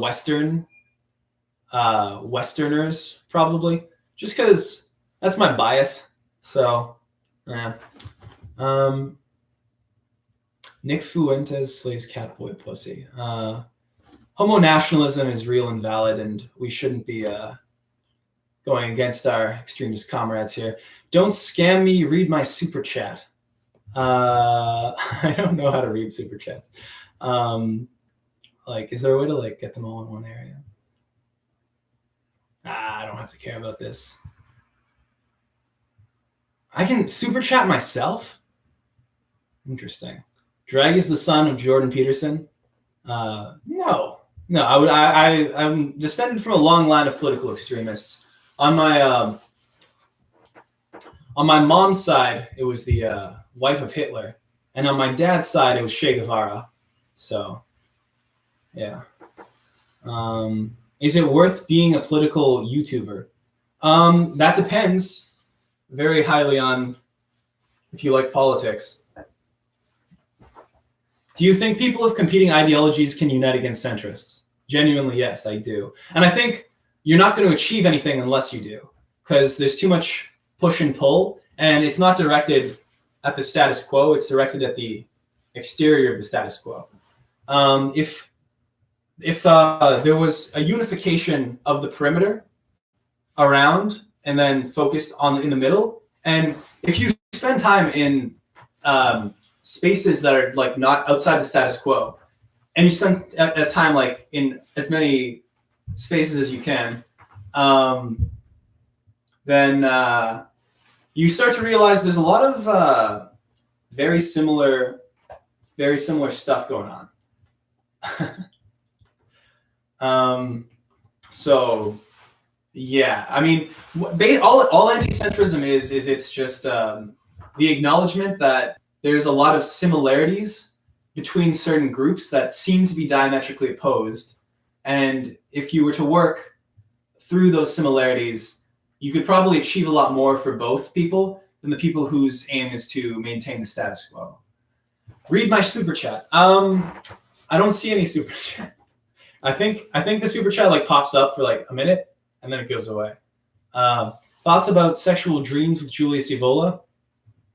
You know, the spirit of you is manifesting and speaking with the spirit of Evola.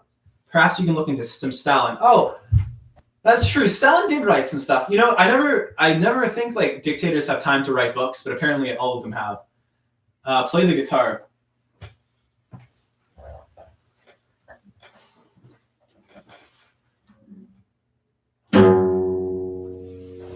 Mwah. I'm an artist. I can play better than that. It's just not the time. Neo-Zionist liberalism.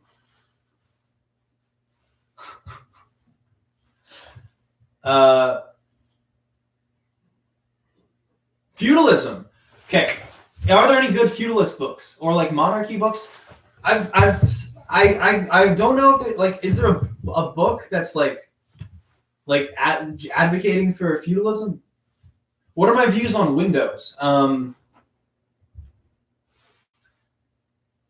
Just like throw a brick through the middle and you're basically good. I was thinking of buying a window pane the other day and painting it with like the different colors of the compass. What is my thoughts on Attack on Titan as a... Oh, you said to read Zionist literature. Oh, okay. I can do that. What are my thoughts on Attack on Titan as a political philosophy? Attack on Titan does its politics very well. In a sense that you can... Attack on Titan is a good piece of art because it's open to interpretation. And I feel like I know which side the creator leans on, but it can definitely be interpreted in a lot of different ways. So like Zionist literature. Okay. If I ever read Zionist literature on this channel, it's just going to be like I'm gonna try to like do it in profile as much as possible and just do this. Sing Lil Nazgul.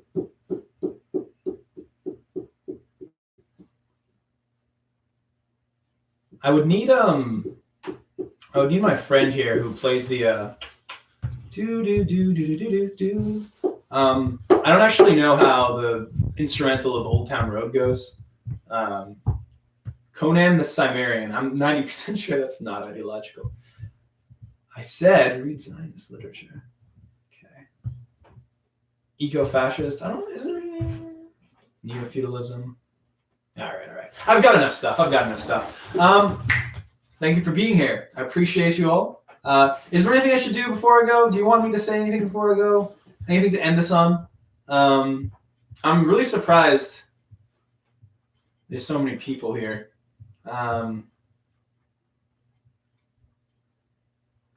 What did I think of the Zizek and Peterson debate? I have a video on it. When is Centricide 5 going to be released? I'm going to do a 4.5 in probably a couple weeks. And then 5 probably a couple weeks after that. Read the manifesto. Yeah, that's not happening ever. No, not on the channel I care about. Probably maybe in like a throwaway Twitch channel or something. Yeah, I think we're good. Okay. If nothing else, please go out and read the most important piece of ANCAP literature, because you often hear stuff like ANCAPs, say, all extremists say Jeffrey Epstein was murdered, but what they're not saying, which people should be saying, is that Jeffrey Epstein did nothing wrong. And that's the real woke take that we need to really drill down here. Anyway, all right, ciao. Thank you for coming.